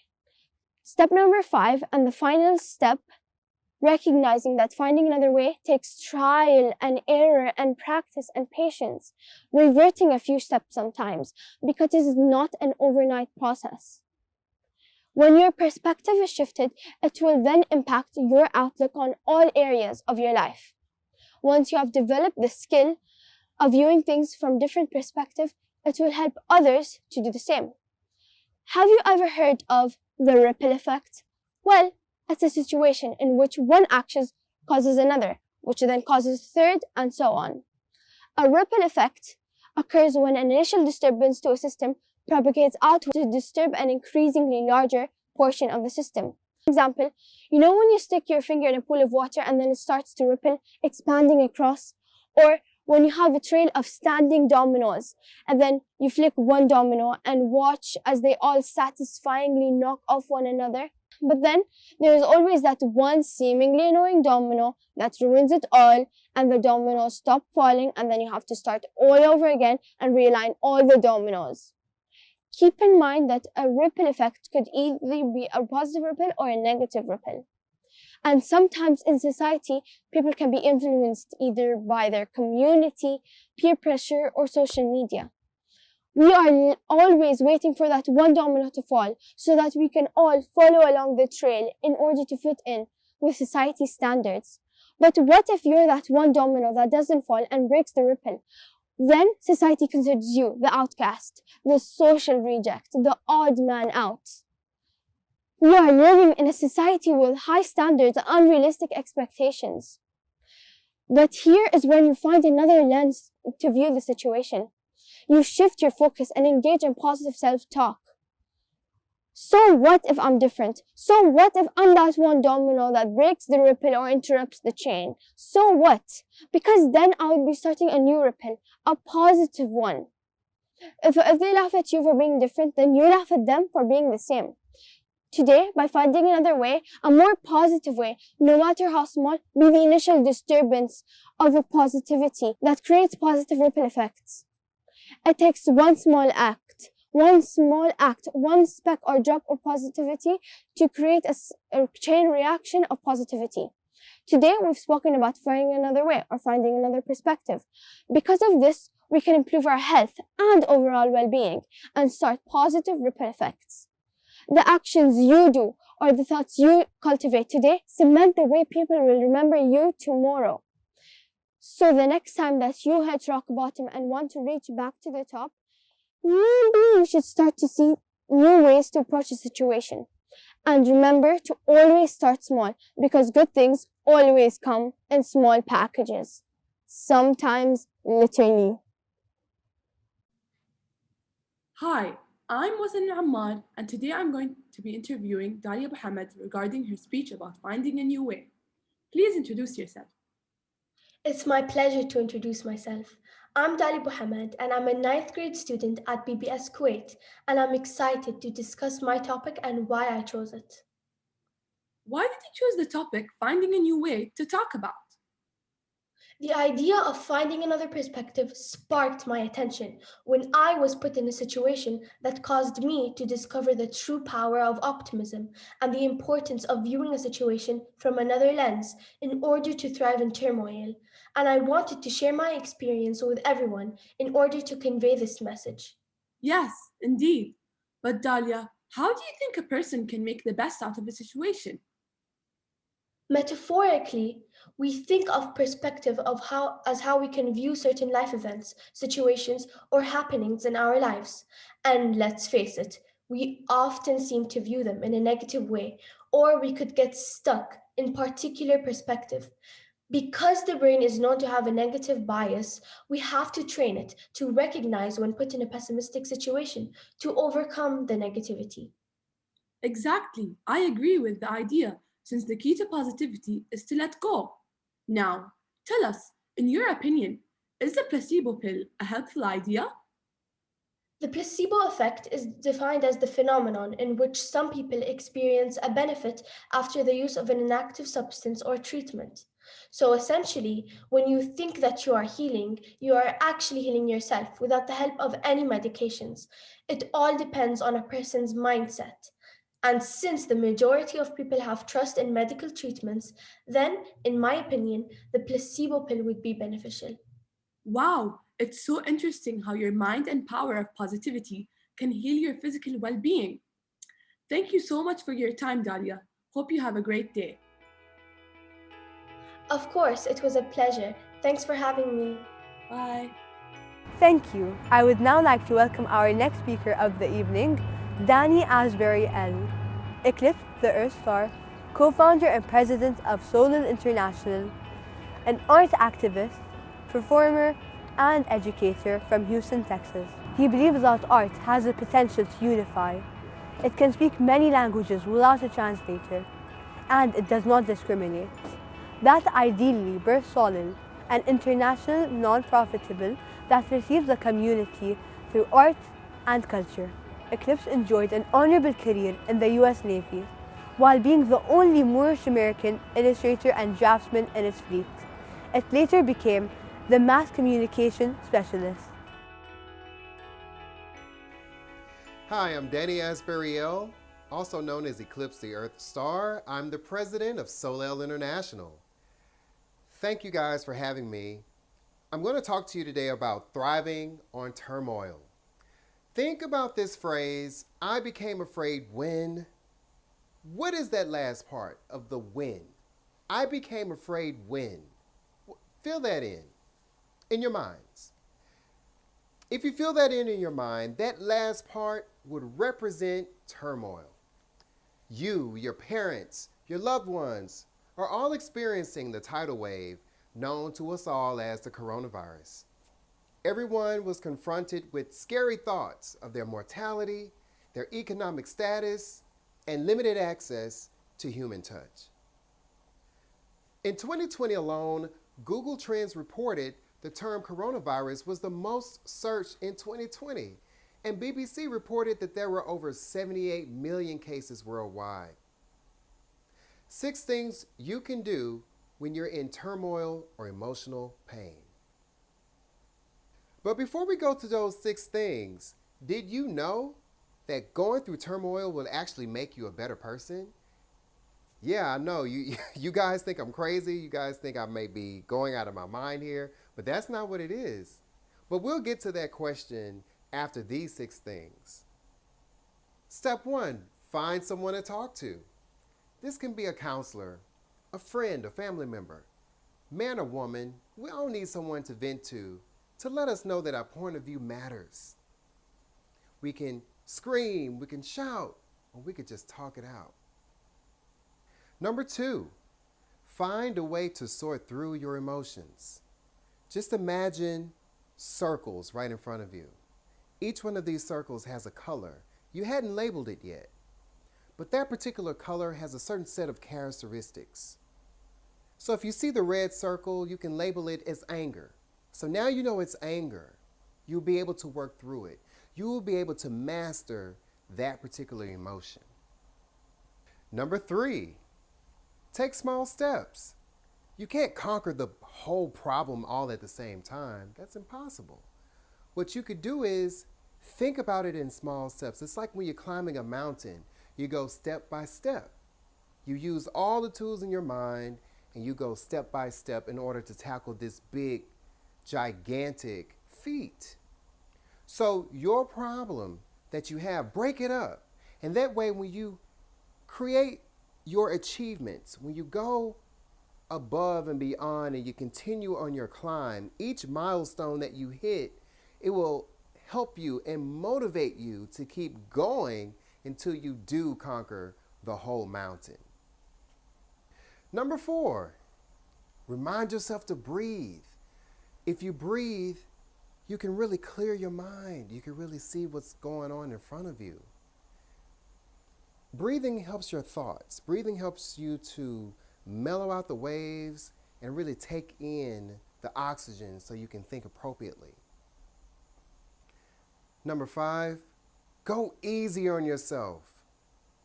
You can't expect to get over something immediately. You have to give yourself time to heal. You have to allow yourself to work through it, to come up with the solutions that contribute to your healing. And finally, number 6, take care of yourself.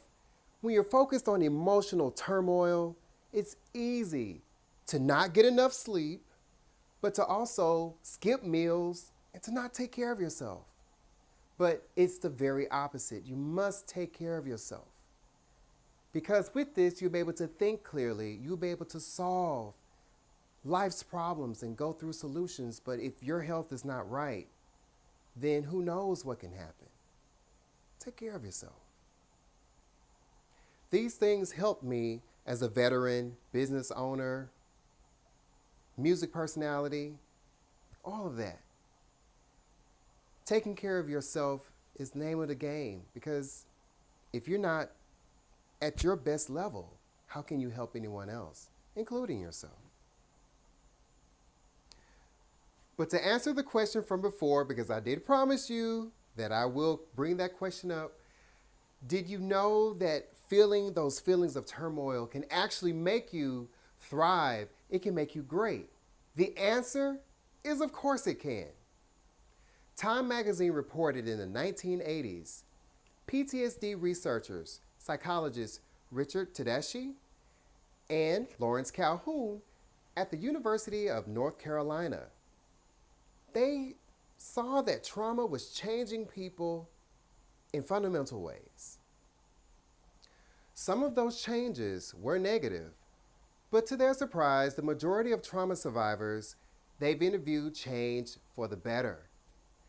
Over 600 people studied claimed they had more inner strength than they knew what to do with. They had more of a life meaning, they were closer to their family members, they were fulfilling their life's goals. The doctors coined the term post-traumatic growth. It described suffering as not the end point, but rather the launch pad to become the better you. It's like the game of cricket that you guys like, right? So in that game, you have people who win, you have people who lose. But you know someone has to lose. But it's not really a fail, it's just a lesson. So every time you get knocked down, every time you have that milestone, you learn more and you become better. And so the teams become better, and then they start winning. It's kind of the same as what's going on with that last statement I just made. I'll take myself as an example. Whether if it's with promoting music through Eclipse the Earth Star or co-leading Soleil International as a beacon of community revival through arts and culture, despite the woes of the pandemic, we thrive through the suffrages that we face. We don't avoid it, but we understand that we have the capacity to do more than just heal, but we can use our pain and the opportunity of it to reflect and to search the meaning of our lives and to ultimately change the world or the world around us. But with that said, thank you guys so much, and I really do appreciate the opportunity for being on this stage. Take care. Peace. Thank Thank you. I would now like to welcome our next speaker. When I was in second grade, I had a classmate that every teacher and every student dreamed to hear her voice. Sarah looked like any other second grader, but actually wasn't. She never talked to anyone, including the teachers. Her speakers were sticky notes, so whenever she had to go to the bathroom, she'd pass a sticky note to the teacher for permission. And whenever we had to read in class, she'd block herself at home and then send it to the teacher. Sarah really astonished me, so I kept a close eye on her. And after a lot of research, I discovered that Sarah had lack of self-awareness. Sarah is only 1 in a million people that suffer lack of self-awareness. And based on Sarah's story, you may have noticed that lack of self-awareness affected Sarah's work and success in school. Therefore, today I would like to talk about the importance of self-awareness, especially among kids and teenagers. Have you ever asked yourself this question? Who am I? Could you believe that such a simple question could be so hard to answer? But the key to answer this question is actually self-awareness. Well, what is self-awareness? Why is it so important? What are its consequences? Can I raise my self-awareness? All these questions could be answered if you know what self-awareness is. But sadly, most of us don't. Well, self-awareness is the ability to tune into your own feelings, thoughts, and actions. But the most important question is, do you believe that you're self-aware? Well, I bet everyone does. A study shows that 95% of people from all around the world believe that they're self-aware, but only 10 to 15% actually are. So 80% of people from all around the world are fooling themselves every single day. Based on that fact, you may want to rethink it. But how do I know if I'm not self-aware? I would ask myself, am I the kind of person that doesn't like to admit their mistakes or avoids hard decisions and over-worries about the future? These are just some signs of low self-awareness. You may know adults who don't have a strong sense of self-awareness. So why and how should we expect kids to have it? Well, the answer is simple. Self-awareness is important for people of all ages. It helps us thrive at home, at school, and in the workplace. It's even listed in the World Health Organization as one of the 10 top core life skills. I would like to share with you a story about a boy who, just like my classmate Tara, suffered lack of self-awareness, but worked on himself to change the history of his country. There was once a shy and timid boy who was afraid of the dark. He would run home as soon as school ended to avoid talking to anyone. He studied law growing up, but failed because he was too shy in court. One day, he encountered racism that will change him forever. He refused to remove his turban in court when asked. He was thrown out of the first-class coach because he wasn't white. He was beaten for disliking his train seat for a European passenger. This boy is now known all over the world as a leader. By now, you may have guessed who it is. It's Mahatma Gandhi. If Gandhi didn't raise his self-awareness, then India won't have been free today. Gandhi's story shows us that self-awareness is a superpower. The greater your awareness, the greater your power. Now we know why self-awareness is so important. You may be wondering, how could we raise it? Well, after a lot of research, I discovered that school plays a big role in developing a child's self-awareness. In second grade, I had a teacher that everyone loved. One day, Miss Bree gave us a surprising assignment. She asked each one of us to write down the names of each student in the class and think of one nice thing we could say about that individual. And in the weekend, Miss Bree wrote down the names of each student on a separate sheet of paper and wrote what every person had said about that individual. And on Sunday, she gave each one of us their lists. And by no time, the whole class was smiling. Really? She said, I never knew I meant anything to anyone. I never knew other people liked me so much. So went on most of the comments. By asking us to write nice things about each other, she didn't only make us happy, but helped raise our self-esteem. Parents could also help their children build their self-awareness. You could start by simple ways, like having an open conversation about school and talking about their strengths and challenges. And if your child struggles to understand other people's feelings and social cues, start learning to teach empathy. You could also download growth mindset activities to help your child go from I can do it to I can do it yet. As for teenagers, we can raise our self-awareness ourselves. Many great leaders like Gandhi raised their self-awareness by themselves. So why can't we? Well, there are many ways to build our self-awareness, but the most effective way is to write down the positive about yourself, such as being good at sport or nice things people say about you. And when you're feeling low, look back at these things and remind yourself that there's plenty of good within you. As for me, I have a notebook that I carry everywhere with me that lists everything good about me. In conclusion, self-awareness is an essential need, especially for kids and teenagers.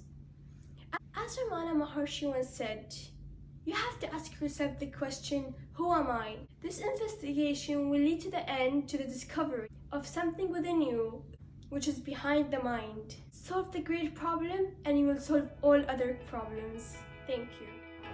Thank you. I would now like to welcome our next speaker of the Hello, evening. everyone. My name is Mohammed Al-Bayan, and I'm a 10th grade student at Al-Bayan Bilingual School, who's here to raise awareness about one particular outgrowth of this year's coronavirus pandemic. You may be wondering, what am I talking about? Quarantining, e-learning, the shortage of onions, because I've got mine.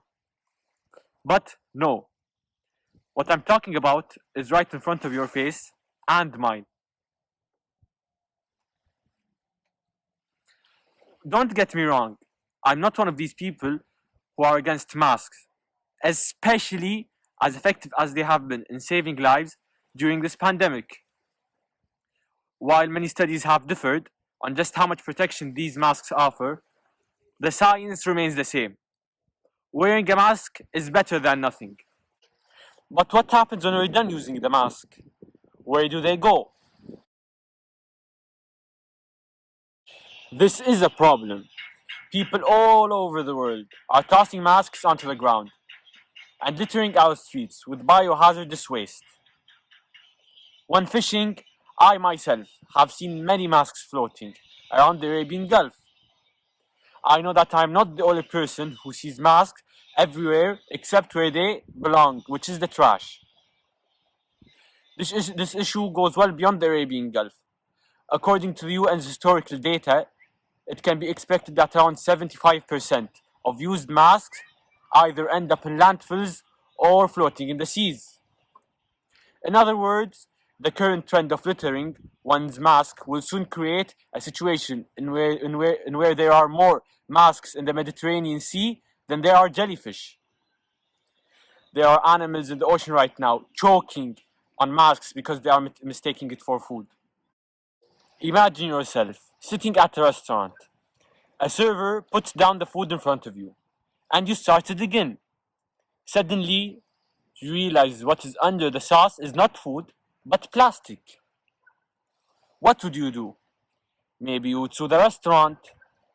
Maybe you would write a bad review.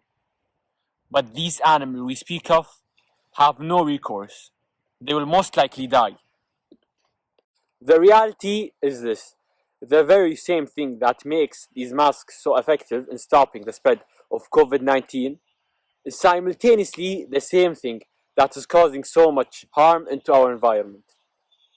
How could such an important piece of protective equipment become so harmful? Well, it is because PPE is largely made of synthetic, impermeable, and non-biodegradable material. A surgical mask is made of polypropylene and woven fabric, which astonishingly takes 450 years to decompose. Disposable gloves are made up of different polymers, including latex, nitrile rubber, polyvinyl chloride, and neoprene, and it takes more than 200 years to decompose. Face shields are mostly made up of polycarbonate and polyester, and it takes the shield 450 years to decompose. But all is not lost. We can still think outside the trash box and recycle. I believe that we can minimize our pollution by educating the public on alternative solutions to disposable masks.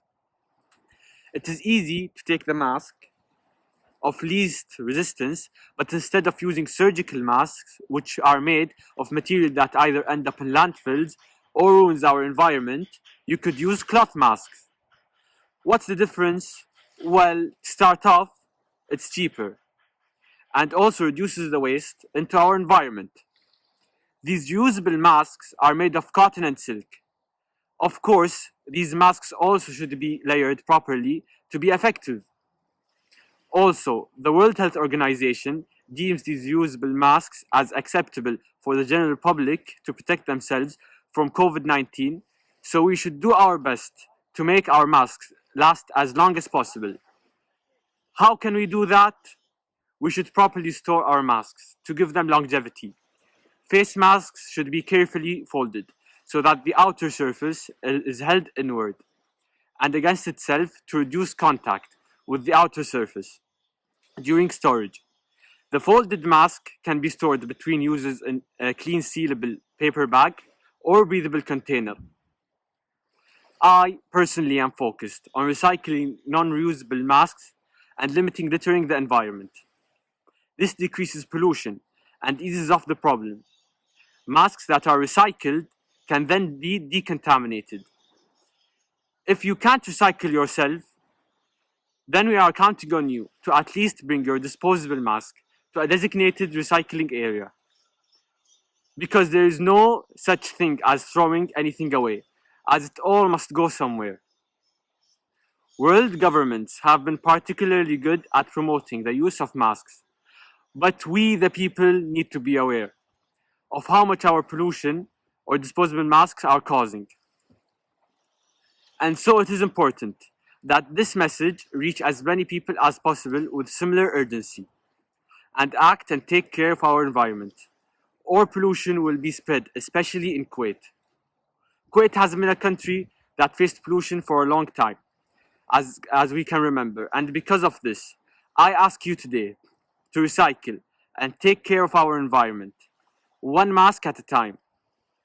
Consider this your public service announcement. Together, we can unmask the earth by wearing a reusable mask.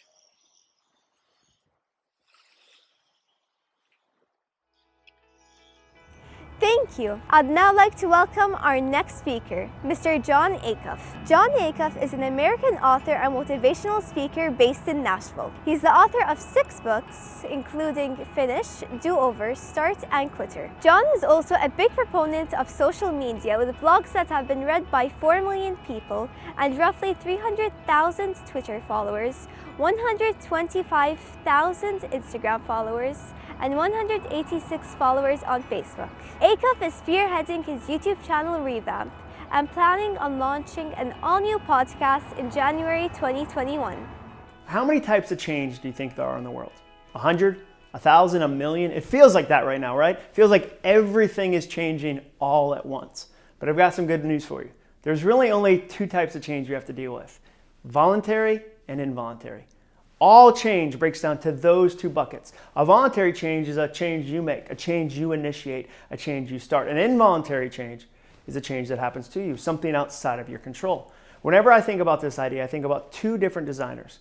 One was a graphic designer who told me one day, John, I recognized that my industry was changing, and if I didn't change with it, I was going to become a dinosaur. I was going to get left behind. So he made some voluntary changes.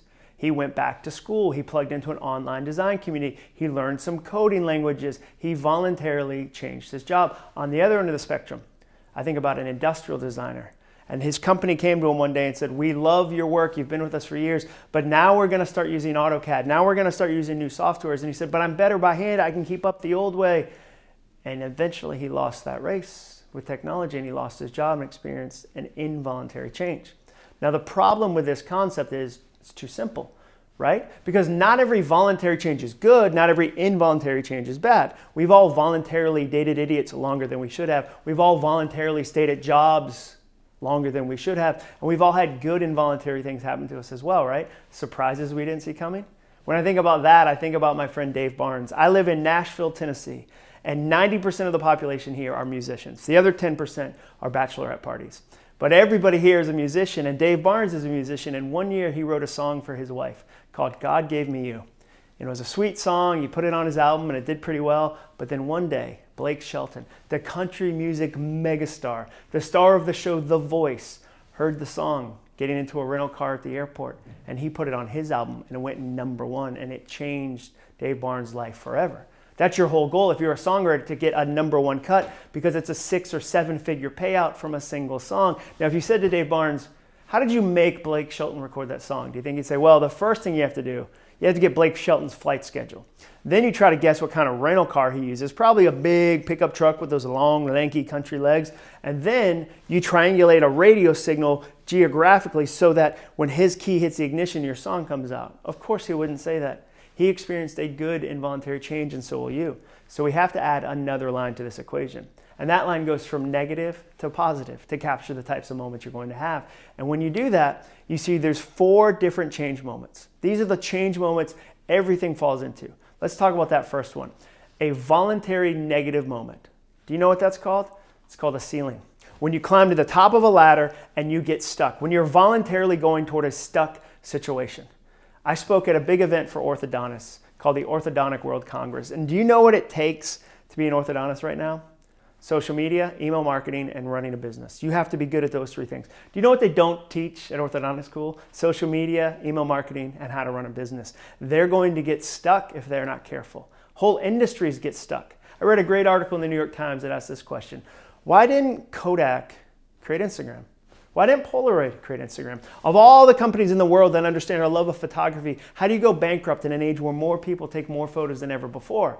And what happened was when you start something, when you launch something, there's risk and there's innovation. But then if it goes well, you move from innovation mode to protection mode. You start to protect the thing you've already built and say, that's not how we do things here, and you get stuck. Do you know what Kodak invested in during the digital revolution? Paper quality. At a time when people said, we're going to use less paper, they said, what if it was really expensive paper? And they got stuck. They hit a ceiling. What about a negative, unexpected moment, a negative, involuntary moment? That's just called a bump. When some part of life catches you off guard, a rogue wave hits you.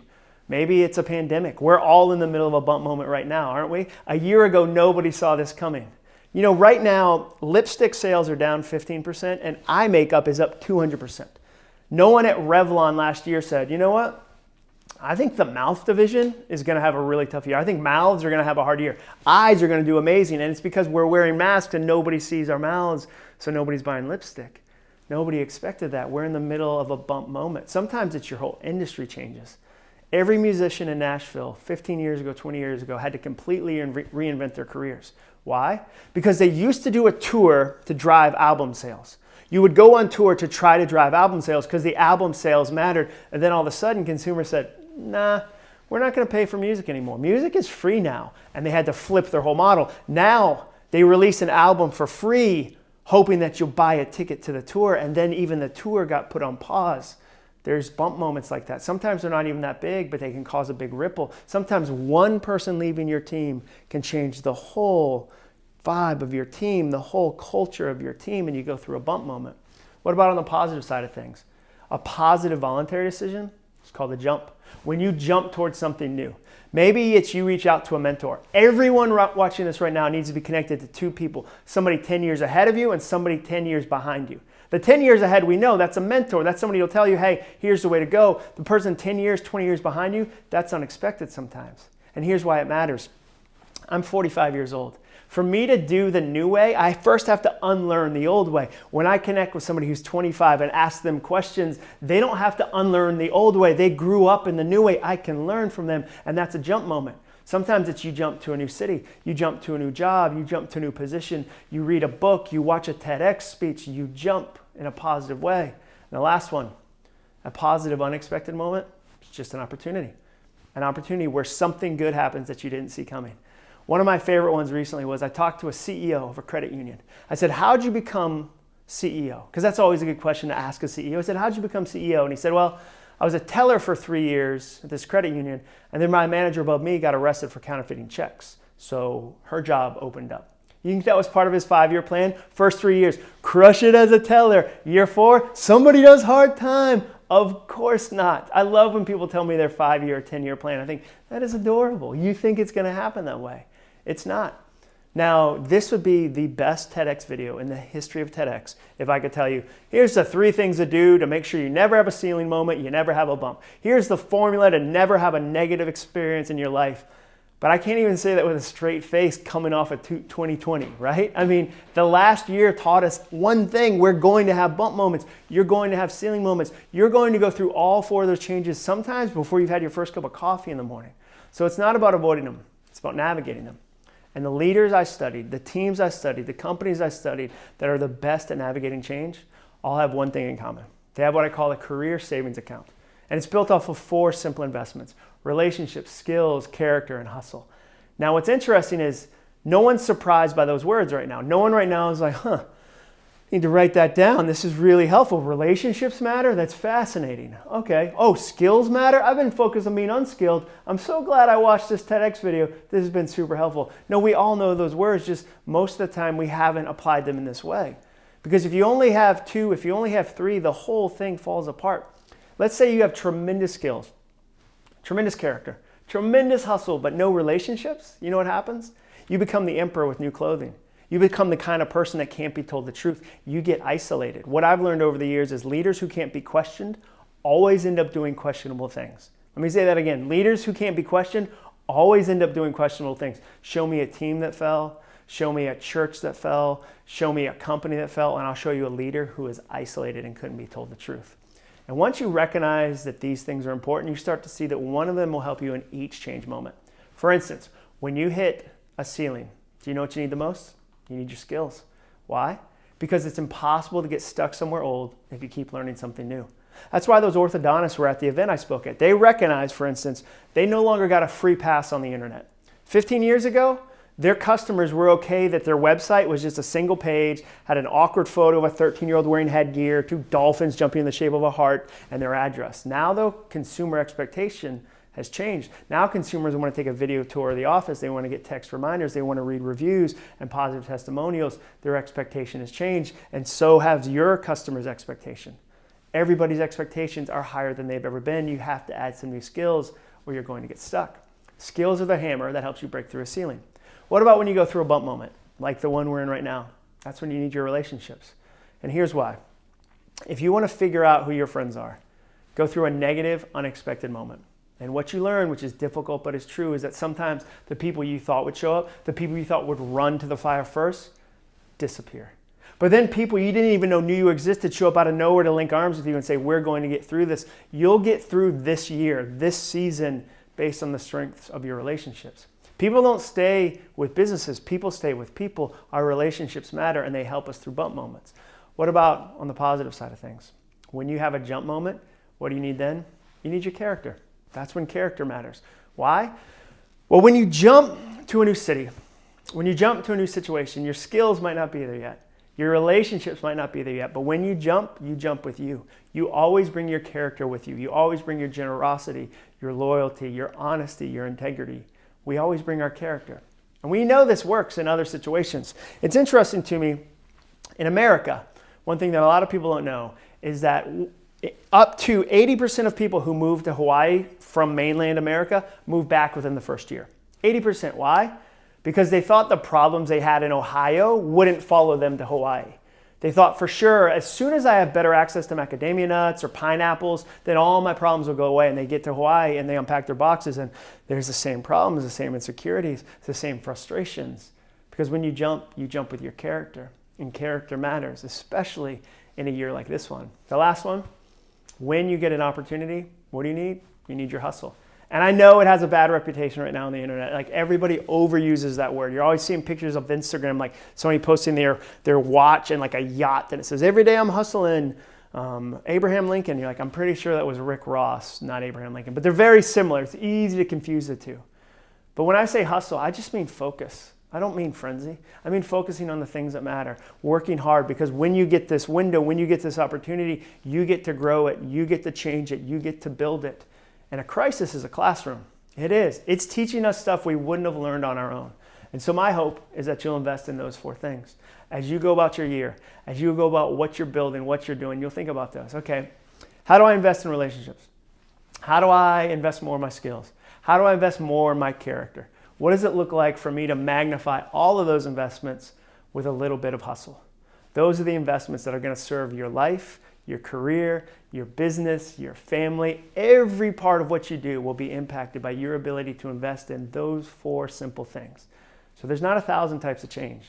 There's really only a handful. And if you'll invest in these things, every type of change is a lot easier. I'm so honored that I got to share a few ideas with you today. I can't wait to see what you do with them. Well, ladies and gentlemen, that wraps up the events. I hope you all are as encouraged as I am.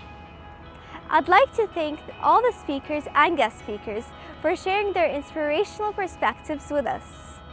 Another big thanks to the staff for their guidance and support. Without them, this event would not be possible. Last but not least, I thank you all for joining us here today. How many of you are inspired? Well, I hope you are, because these amazing speakers put a lot of dedication and hard work. It really makes me proud to stand here and see the amount of effort put to showcase these speakers and creativity and talent behind TEDx at BBSkuwait. Once again, thank you and have a good night.